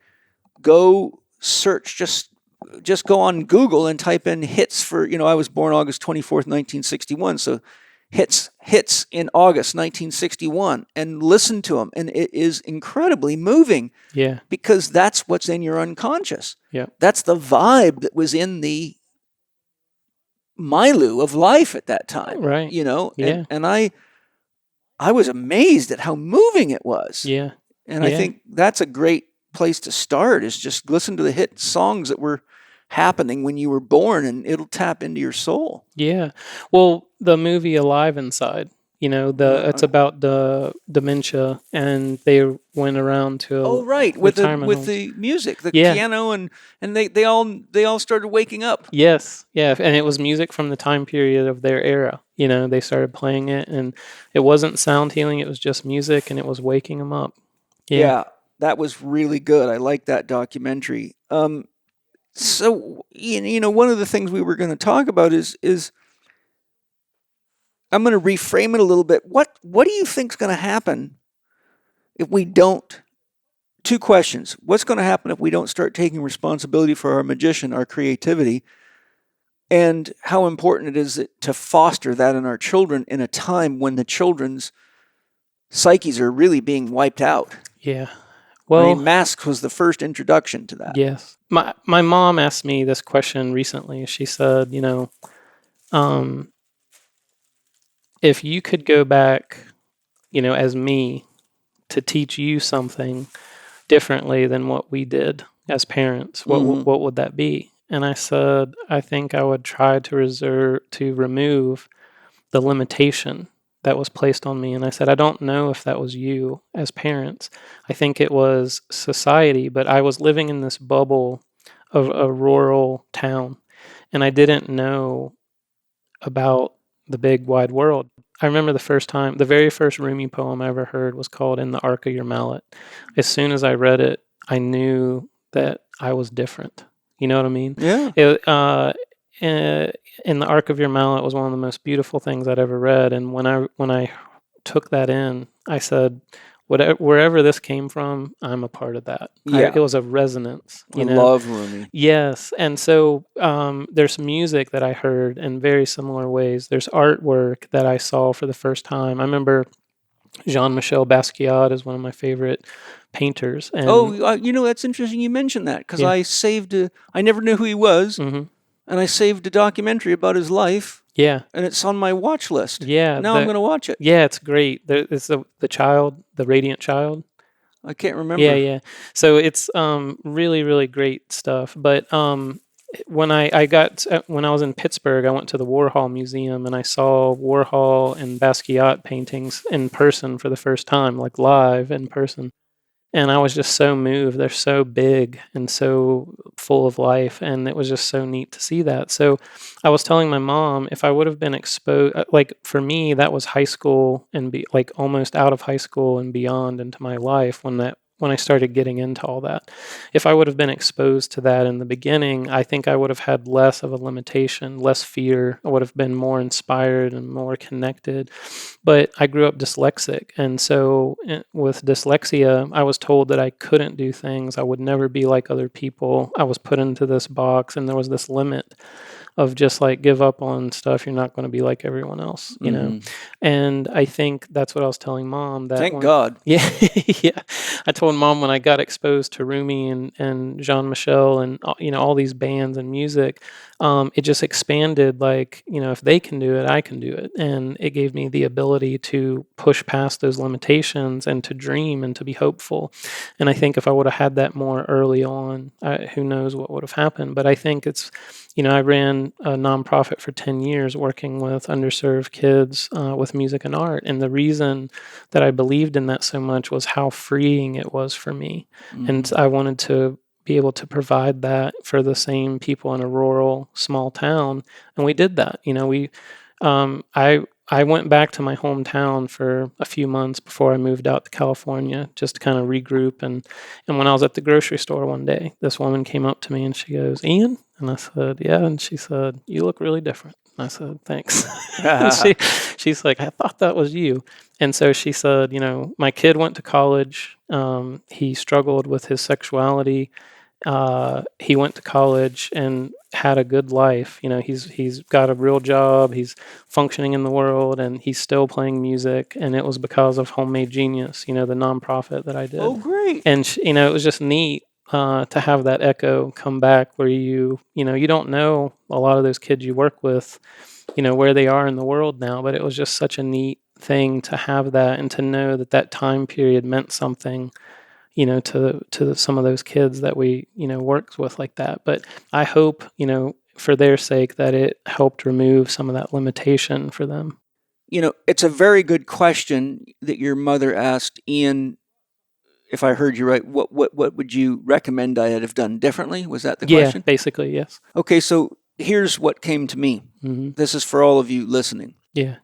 Ask yourself, what would I say to my mother or my father if they asked me, what would you like me to have done differently? Yeah. And then answer the question for yourself. And then remember that child is still alive in you. Yeah. And go do it. Mm-hmm. Go do it. Right. Give it to yourself. If you wanted your mom to give you more freedom, then give yourself more freedom. If you wanted your mom to be less judgmental, quit being so judgmental of yourself. Yeah. If you wanted your mom to not force you to do homework, then don't accept obligations that you don't want to accept. Right. Be brave enough to say no. I don't have the time in my life. Because a lot of people cannot say no, especially a lot of women, because they're so used to mothering that they can't shut the mothering button off. So they say yes to everybody, but then they start silently resenting the people that they love. And I found that behind many cases of breast cancer. But the thing that I think is important for all of us to remember is that wherever our child got wounded, that child is still inside of us, but it's wearing an adult body now. Yeah. And the same fears and inhibitions and insecurities exist until we say, well, what would my mother and father have done differently that might have set me free? And then give it to yourself. I think that's one of the most amazing gifts that we can all give ourselves right now. Yeah. Yeah. Well, I remember Tony Robbins had a documentary called I'm Not Your Guru. Yes, and there was a scene in that where there was a young woman who was talking about her father being a drug addict and that he let her down and, they had a hard time with it. And so he said to her, "You look very fiery and driven." And he's like, "You look really determined." And he said, "I think it's really important that you also, the other side of that coin, give gratitude for that situation because it's part of what made you who you are. You seem really strong and confident in yourself and really determined." And when I'd have these talks with my mom, my mom will always say, like, I'm very different than my sisters. And she'll say, I enjoy having these conversations with you. We can talk about anything. And, I always make it really a point to my mom that, I'm a very loving person, just have a big heart. And I know that comes from my mother. My mom was such a lover and such a lover of her kids and community. I saw her pour herself into people in the community. And my mom was the kind of person that my sister would call and say, "Mom brought someone home from the hardware store and now he's doing work at her house. And I don't think she should have that person in there." And I'll call my mom and she'll say, "I just felt real, connection to this man and he's struggling and needed some work. So I gave him some work." And I was like, "Do you feel good? Do you feel safe?" And she's like, "Yeah." And so I told my sister, like, Mom's an adult woman. She's, doing her thing. And you have to trust that, just like, you're doing things that she might disagree with. And she has to, you're an adult woman too. And so, but I think that I always learned to follow my heart from my mom. Like, my mom was just someone who always followed her heart. And I think she's very sensitive, where if you critiqued her and said this could have been done different, then she thinks everything is not right. And I'm like, no, there's these amazing things. And I said, I have these issues too. I have these great things about me and I have these things that are shortcomings or, baggage or whatever. And it's a journey. Like, we're all working on it together. And I think these tools, these magical tools that are at our disposal, are there at all times. It's just us getting out of the way, to allow them to come through. Yeah. I think part of the disease the world has right now is everybody's waiting for somebody else to fix it. Yeah. Yeah. Big government. They're waiting for the politician. They're looking for the right guy. Yeah. Many people I've heard say, we want Elon Musk to run for president. Well, I think he's probably smarter than that, because he knows there's no such thing as a president. It's just a whole game. Yeah. But the point is we need to become our own president. Yes. And our own cabinet. Mm-hmm. And our own support system. And, that might sound a little lonely, but I got news for you. Birds of a feather flock together. You start painting, and then next thing you know, you bring your friends over and they're painting together. Like right over there, if you look over there, I don't know if I showed you that before, that great big canvas. Yeah. I had 110 people at my 60th birthday party, and most of them got involved in that painting. I brought everybody in here. I said, at some point, paint something for me. Yeah. And I had little kids in here. I had 70-year-olds in here. I had everybody. 70 sounds old. That's not far off. Jesus. I don't know. Thank God I still got a kid inside of me. Yeah. Kicking the geriatric out the door. If there's anything that you've reminded me in this podcast, it's to be my own government, let my kid come home, take responsibility for my magic, and don't be afraid to be original, and don't worry about it if it's not perfect, because if it was perfect, that'd be the end. Yeah. What would you do after that? Well, you know what's interesting about that is one of my friends had a conversation with me. He's a musician and he makes music, and he sat with me when I was making music one day, and he said, "Dude, you've made 6, maybe 7 songs today while I've been sitting here." And I said, "Yeah." And he said, "So why do you only put out this amount?" And I said, "Well, I create this amount, and then I really narrow it down in those creations of the channelings and work with what I'm going for the energies, and all of it comes through, and it's a filter process." But I said, he was like, "It takes me 6 months to create a song." And I said, "Because you're getting hung up on what the end product is going to be." And I told him the thing, like in The Secret, the documentary, one of the things that Neil Donald Walsh talked about was the headlights. I think it was Neil Donald, or it was either Jack Canfield, one of them, was saying like it's the headlights that you can see as far as you can see in the dark, and it's like the headlights give you the ability to see here. And Yeah. if you could see all the way down there, you might not keep going. Right. But just seeing this little bit in front of you, you're able to keep moving forward. And I said that's kind of the mentality I have in the studio is this feels good right now. I'm going to stick to this. I might go back and change this later, but I'm not going to worry about that right now. Right now, I'm just getting down the channeling that's coming through, and I'll go back and revise it later, tighten it up, make it what it needs to be. But I let the channeling come through free flow, you know? And so that's the difference is the channel's coming into you and you're squeezing it down because you want it to be perfect right from the start. And I said, here's the thing that I've learned. I put so much into pieces of songs, and I'm like, this is the best thing I've ever done. And then I'm like, hey, do you guys like that? They're like, it's all right. Yeah. It's like, it's okay. And the thing that I really struggled with, like putting out, I'm like, I feel like I'm supposed to put this track out, but I'm not really it's not my best work. And I put that out, and then I'll have tons of emails and people, messaging me on Facebook or Instagram. I love this track. This track was amazing. And so what I'm trying to say is we don't know. Well, sometimes it's also paradoxically coming through you, but not for you. Right. Meaning you're tapping into the collective unconscious and playing music for people. So Yes. certainly if someone's got an imbalance that you don't have, you're going to create something for that imbalance. And it may not even sound appealing to you, but you know that that's what they need. Right. Yeah. Yeah. So I think the responsibility you have as a healing musician is to sometimes get yourself out of the way. Exactly. And let the medicine come through. Yeah. And instead of asking, do I like that? I wonder who that's for. Right. Yeah. And I think it helps that whole perfection, because that idea of perfection comes from ego, right?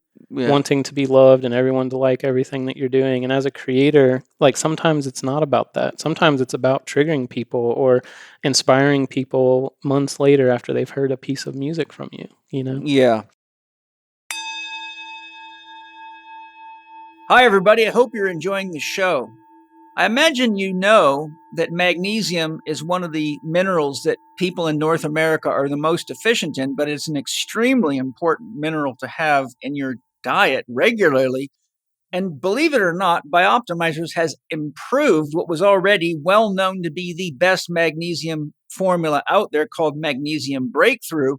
So I've got Wade Lightheart with me to explain what it is they've done to improve this already excellent formula. Wade, what is new about your new Mag Breakthrough formula? Well, it's called sucrosomial magnesium. So we have 7 different types of magnesium in Magnesium Breakthrough because they're uptaken by different parts of the body. But a new type of magnesium has been created called sucrosomial. And what it shows in the research in science is that it's actually even more absorbable by the body, particularly inside of the brain, which is a big aspect to enhance neurotransmitter formation, as well as ensuring the rest and relax response in the nervous system that a lot of people will take magnesium for. They find it, clocks them down, helps them sleep better, allows for the relaxation of striated and smooth muscle tissue in the body, which creates an energetic relief. And so when we added sucrosomial, we were able to demonstrate inside our lab facility that we were able to get better improvements. Of course, we have a partnership with the Birch International University. We have some patents we're working on, which will kind of relay some of these things. But sucrosomial was a no-brainer when we added to the formula, improved the results or improved the uptake. And the reports back from our testing team were like, wow, we get more results with less caps. And that's always the goal for our company. That's excellent. I love it. I always say, and people have probably heard me say it before, I'm so amazed how you guys are constantly and always improving and working your best to not only make better products for us, but it doesn't seem to me that it gets more expensive as you make them better. So that's a real gift to the world. Thank you. Here comes the best part. The makers of Magnesium Breakthrough, Bioptimizers, are having a Black Friday special offer from November 21st to the 29th. You can get not only Magnesium Breakthrough, but all of Bioptimizers' excellent products with 25% off. Just go to Bioptimizers, that's BIOPTIMIZERS.com/living4D. That's living number 4 little d. So bioptimizers.com/living4D and enter the code Paul10 on checkout to get 25% off any order. This is the best time to stock up on the products you love and try new ones. All Bioptimizers supplements are amazing and do exactly what they say they will, which, as you know, is unusual in the supplement industry. If for some reason you feel differently, you can get a full refund. No questions asked. They are so confident they offer a 365-day money-back guarantee on any of their products. Hey, if you've arrived here late and missed the special offer, don't worry, there's always a chance for a 10% offer for any of my listeners using the code PAUL10, P-A-U-L in lowercase with a 10, all stuck together. But if you've arrived just in time, again, the link to go for the exclusive Black Friday offering starting November 21st is bioptimizers.com/living number 4 little d with the checkout code PAUL10. Do it while supplies last, and don't miss the November 29th deadline.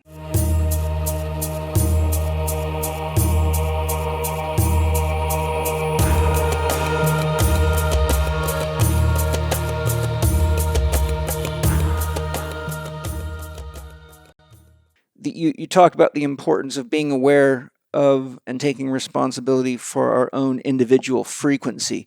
Yeah. Do you want to, maybe bring that into a concise type of explanation so that everybody can understand that? Yeah. Well, I think we all have those friends, right? Like the person who's real heavy and talking negatively and everything, the world's out to get them, and they come into a room and they affect the room. People pick up on that. Mm-hmm. But we also have the friend who's happy-go-lucky, everything they do is gold, and they're excited. My friend Joe over here. Attitude determines altitude, yeah. They say. Yeah, and just really happy about life. And I think they inspire and affect people in those ways. But now, so we notice that in other people externally, but for us as an individual, getting real with ourselves and saying, and all of us have these moments. Sometimes we're in alignment, sometimes we're out of alignment, sometimes we're not even thinking about the alignment. But I think the personal frequency that we carry, is it what we want to be putting out into the world? The vocabulary we're talking to ourselves is affecting that frequency. The food we're eating, the media we're taking in, the music we're listening to, all of that is affecting our frequency. And I think I just wanted to touch on how 20 minutes a day, just some breath work, basic breath work. It doesn't even have to be complex. We don't have to get into fire breath or, just basic. Just pay attention to your breath. Yeah, conscious breath, Yeah. with with just a pause, Dr. Quiet, right? Yeah. And then adding some music and frequency music and some meditation, 20 minutes a day. I mean, 10 minutes in the morning, 10 minutes at night, just to get started. And like people in a week and 2 weeks' time seeing major shifts in how they feel. And I think the biggest thing is how they react, things that come in to them. Are they overreacting? Are they, finding themselves pulled out of center and becoming a person? Like you said, the whole God devil thing. Someone disagrees and then the devil comes out of them, right? Yeah. So it's like, I just wanted to talk about like the potential of just such a short practice creating a change in a person's frequency that they're affecting the world through that, But this is the person changing their own frequency. their own frequencies. Yeah. So that they're not dependent on someone else to do it. Right. And for me, that's why you see drums and musical instruments all over my office. Yes. Because sometimes I need to do a state shift. I love my great big drum over by my guest room where you're sleeping, because it's so powerful. I mean, you hit that thing 2 or 3 times and it just like rocks every atom in your body. And I can do war dances, and I can do the sound of Mother Earth's heartbeat, and what else. And my buddy Jason Picard turned me onto those nice soft drumsticks, and it really changes makes it much more feminine. But the point being is that, I personally try to take responsibility for picking myself up if I need it. Like I can't sit for more than 2 or 3 hours at my computer because my body doesn't like it. So oftentimes I'll go outside and lay on the rocks and roll my spine on the stones and let the sunshine hit me. Sometimes I go take my shoes off and walk my meditation trail, which you guys did this morning. Nice trail, isn't it? Yeah, it's beautiful. And so that's like a 15-minute walk, and I just slow walk and let my breath time to my steps. Another simple exercise I learned from Dr. Oliver, who used to teach our HLC program with us, is go for a walk and for 1 minute focus on the sounds coming in through your left ear and really direct your attention to your left ear. Then for another minute, focus on the sounds coming into your right ear. And by the time you do that 2 or 3 times, it balances your left and right brain hemispheres. Wow. And it can create a state shift within 3 or 4 minutes. Wow. And I've done it with my students many times, and the most common comment, I say, how do you feel now? They say, I feel open. That's awesome. And I think that's important because so much of the issues of the day, the bad news, whatever it is, the stress of the day, it pushes us into our fight or flight left brain reactions, and we lose touch with the wholeness that the right brain offers us. So drumming, chanting, singing, toning, humming. I mean, God, even if you're in an elevator full of people, you can still hum. Yeah.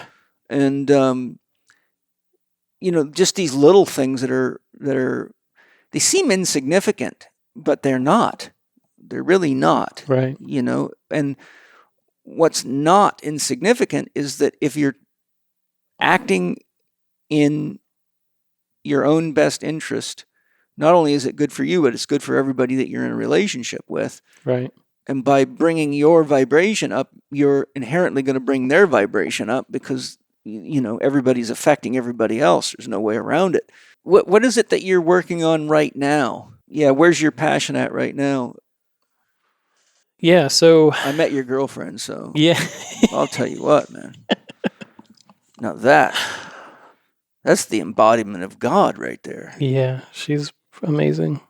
So I'm working on workplace wellness. Our music's being utilized at Cliff Bar, and they're using it with their employees to help create more productivity and focus, but also just overall relaxation and creating a new company culture of like connectedness, joy, and just relaxed states, so that work can flow and get in that flow state much easier. Yeah. And so, so we're growing that program and working with companies because like the creative output for creating an album every month, it's like every month I have that pressure of like creating something new and exciting that's engaging people. Mm-hmm. And so I had to go into a creative space to create that. And so I really thought that the workplace would be a great place to tackle not only stress. Well, people are going to be there. Exactly.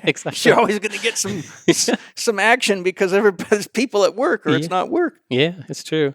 And so basically the workplace wellness, we're growing that, working with other companies and utilizing the music at the workstations, creating events that are inspiring engagement with mindfulness activities. And that's fantastic. So any employer could join. Is this a program they can buy, or how does it work? Yeah, there's a program with 3 different tiers, and they can pick the level of engagement that they want to, take on. And basically, we just work with the companies to help create overall joy, a new culture, and work on focusing. Are you allowed to do that? Yeah, we're allowed to do that. It's not illegal? No. Okay. Yeah.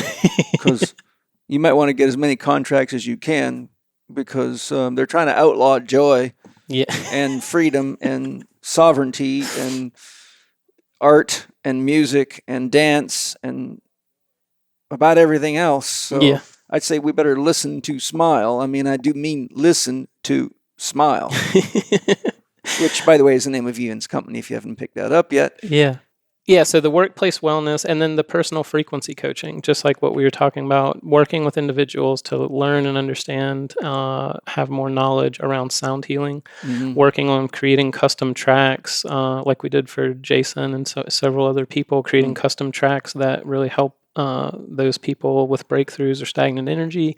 And the reason I think that's so important is binaural beats are so powerful. But I feel like when you customize a binaural beat for a person based on their listening experience of the music they take in, and then also the level threshold of pain they're in, or they're engaged, like someone who's worked with binaural beats on a regular basis, a veteran, they're going to need a little more amplitude to feel it and to get more engaged with it. Someone who's more subtle, new to binaural beats, they need something a little more sensitive and, not as loud, but also the way it's balanced in the speakers left and right.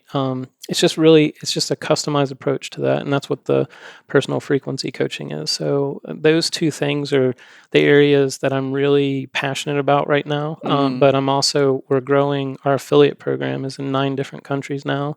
Thanks to you and your podcast, we grew into like 4 new countries, I think, the last time we were here. And that's good. Yeah, it's really cool. So we you hear that, sponsors? We're doing good. So we have just been growing the affiliate program and working on those 3 areas of focus right now. Yeah. So you got the work wellness program, workplace wellness. Mm-hmm. So if you want to look into how to really enhance your employees so they're more grounded, centered, focused, hemispheres balanced in the brain, productive, healing. I imagine it's helping them heal a lot of stuff too, isn't it? Yeah. Then you have that option, and then there's the subscription, which is the monthly subscription for the individual. Yeah. So it's basically people can work with the music at home through the wellness series, right? And so they can purchase that, and they get the reduced price through the Chek and the 4D Living 4D podcast. And then so that's an individual personal level. And then if they want the monthly albums, which are exclusive to the membership program, then they'll sign up for the membership program. They'll get a reduced price for that as well. And they basically will get they'll get 2 free albums when they sign up, and then they get an album every month that's in line with the astrology, and it's only available through the membership program. And then you've got your program for anyone that wants to use music to heal, for like others, like a therapist. Yeah, that's the member program. They can use that. That gives them the ability, the license to use it commercially. Right, because that's what we're doing through the Chek Institute. We're setting that up, and that's good. Mm-hmm.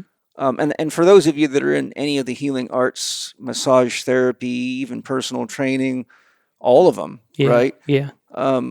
It's a really great, setup, because Ian's got a whole library of music, and you can take his course. It's part of the program, is it, when you sign up, the course? Mm-hmm. So then you learn how to select the music for the individual based on key criteria. And so you can basically prescribe the right vibrational medicine, is what it really is, for your individual, which when you're working with people that have things like Crohn's disease, chronic fatigue, fibromyalgia, metabolic syndrome, any of these kind of chronic things which are rampant out there, diabetes, the ability to prescribe somebody a harmonizing medicine that they can use on their own time, anytime, really extends your therapy. Yeah. Right? Because now it's not just, I'm seeing them for an hour once a week, twice a week. Now that my therapy program, i.e. me, if I was using your music, I can extend it so that they're actually, carrying out. And I think what's important about too is because that's an act of self-responsibility. Yeah. The individual is actually participating in their own healing just by choosing to listen to the music that the therapist or whoever has the person that you've trained. And the training program is how long? And it's online, right? So that training program that course that you're talking about is different. That's what we're going to do through the Chek Institute. They're going to get an orientation for the membership program, and they have the license to use it in a commercial practice, and then they'll have bare bones basic introduction to sound healing. Okay. And then they also get tech support. So basically any question about sound, or if they have a question about working with a client with a specific frequency, they have an email and ultimately a phone number that they can call and get help with. And so you might call and say, what do I do with this person who's got just recovered from a heart attack? Right. It's not technical like my CD player broke. Right. No, there's even that as well. Oh, really? Yeah. So they can get like PA, like if they're using a PA system and they have a question about that. So we try really hard to be some of the tech, like people using Zoom. They'll say, "How do I play the music directly into the Zoom?" And so we go into detail, explain. Okay. Yeah. So they get both sides of that in that tech support. You must have some smart help. Yeah, I do. I'm lucky that I have some help with that. And then the other thing is. So the course is actually getting into working with like hypnotherapists, life coaches, people that are working with clients on a one-on-one basis. We even have some neuroscientists that are interested in this because they understand the brain waves, but they don't understand the music side of interacting. So they want to add that as a part of their work. So basically that course that we're going to be doing through the Institute will be 4 weeks. And it's basically, it's going to be a library that is dedicated to the use of that program. So they'll be the only ones that have those tracks. It's dedicated to that program. And then they're going to also have the ability to learn how to record voiceovers and mix professionally, like with the limits of the home computer. So they might do like a prayer and then choose music to go with it? Yeah, they'll take music from the library that they have and then put their voice over it, and then they can sell that custom track to their client. They have the ability to do that. That's a cool addition. Yeah, it's really cool. I like that a lot. Yeah. Because that does really extend the therapy. Yes, it does. Now the therapist is with you. It's something that's connecting the patient and the therapist, the practitioner with their client at home now. It's really cool. So what's the discount offerings for the workplace? It's 5%. 5% off the total on the workplace. program. Yes. And the code is Living 4D. Living 4D. Yes. Mm-hmm. Very good code. Yeah. And then the music for the personal subscription. If they buy the albums for home use, they get 30% off. 30% off. That's very nice. Yeah. And again, the code is Living 4D, all stuck together. Mm-hmm. And is there another one? The affiliate program is still Living 4D, and it's 30% off as well. Okay, so the affiliate program is for someone that maybe owns a gym and wants to play the music in the gym? Yes, or like a massage therapist or a holistic center. Yeah, anyone that wants to use the music in a clinical way or a professional way, and then they're going to also gain being able to sell the music and create other revenue streams from that as well. Perfect. What a great, important dialogue we've had today. Yeah, this was awesome. And sharing and exciting time in your life. I know things are booming. I'm really grateful that my podcast was able to put wind in your sails because, and I was so impressed with your music. When I first found it, I'm like, wow, if this guy's not a multimillionaire, he should be, because this is the real deal. And so it's just nice to see people responding, and Yeah. and I think the people that listen to I don't think I know the people that listen to my podcast they're a different breed than most podcasts, and I know that because I can see what they buy. I can Right. see, what they're attracted to and what guests they respond to. And so it gives me a lot of confidence to know that there's that many people out in the world that are open-minded and willing to look at both sides of issues and explore and heal and grow and contribute. And so thank you, all of you, because we got to do this together. And I think one of the most important things that came out of this conversation for me today was just a reminder of the importance of the fact that the children are our future, and what's happening to the kids right now is devastating, but it's up to us to not let it happen. Right. It's just up to us. Yeah. And, that means unplugging video games and handing kids a pair of rattles and a drum. Yep. And doing things, or a piece of paper and some colors, or go out in the backyard and stack some rocks, but do something that's good for the kid that unplugs them from this highly elaborate, very technologically advanced brainwashing equipment. Yeah. And the other thing that I think is important from our conversation today is for all of us to remember, if we asked our mom, and if our mother or father asked us what they would like us to have done differently, then we should answer the question and begin to do it for ourselves immediately. Yeah. Because the number of people that walk around with, poor me, my mommy and my daddy did this to me, so I can't have this, or nobody loves me, or, blah, blah, blah. I mean, that's the, the victim archetype full on. I think if we recognize that our mom and dad did the best they could with what they had in the circumstances of their life, the training they had, the stresses they were under, the pain that they were working through, but every one of them gave us the gift of life. Yeah. And if you're able to sit and listen to this podcast, and I know you're alive and your mom and dad gave you the gift of life. And, there's a lot of things I don't see eye to eye with my mother on. My father died when I was 8, so him and I agree on most everything now. But my mother, as you know, she's an incredible sculptor. You can see her sculptures all over the place. And she's very good at crafts. And my mom showed me what happens when you really pour your heart into what you're doing.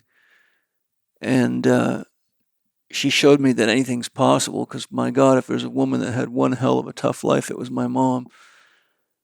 And so when I look at what my mother's able to create and what she gave me, it makes it more, it's more easy for me to let my mother have the differences that she has with me, even when they, might be challenging in my relationship. I just, instead of focusing on, the negative or the challenging stuff, I say, well, you know what? I got to remember my mom gave me life. She taught me how to get a job done. She taught me how to be creative. And without her, I couldn't be on this podcast with you. Yeah. So I've always done my best to say, okay, Mom, I'm going to take what you give me, and I'm going to work that clay the best I can and see what I can sculpt out of it. I think if all of us just, there's that magician again, right? Yeah.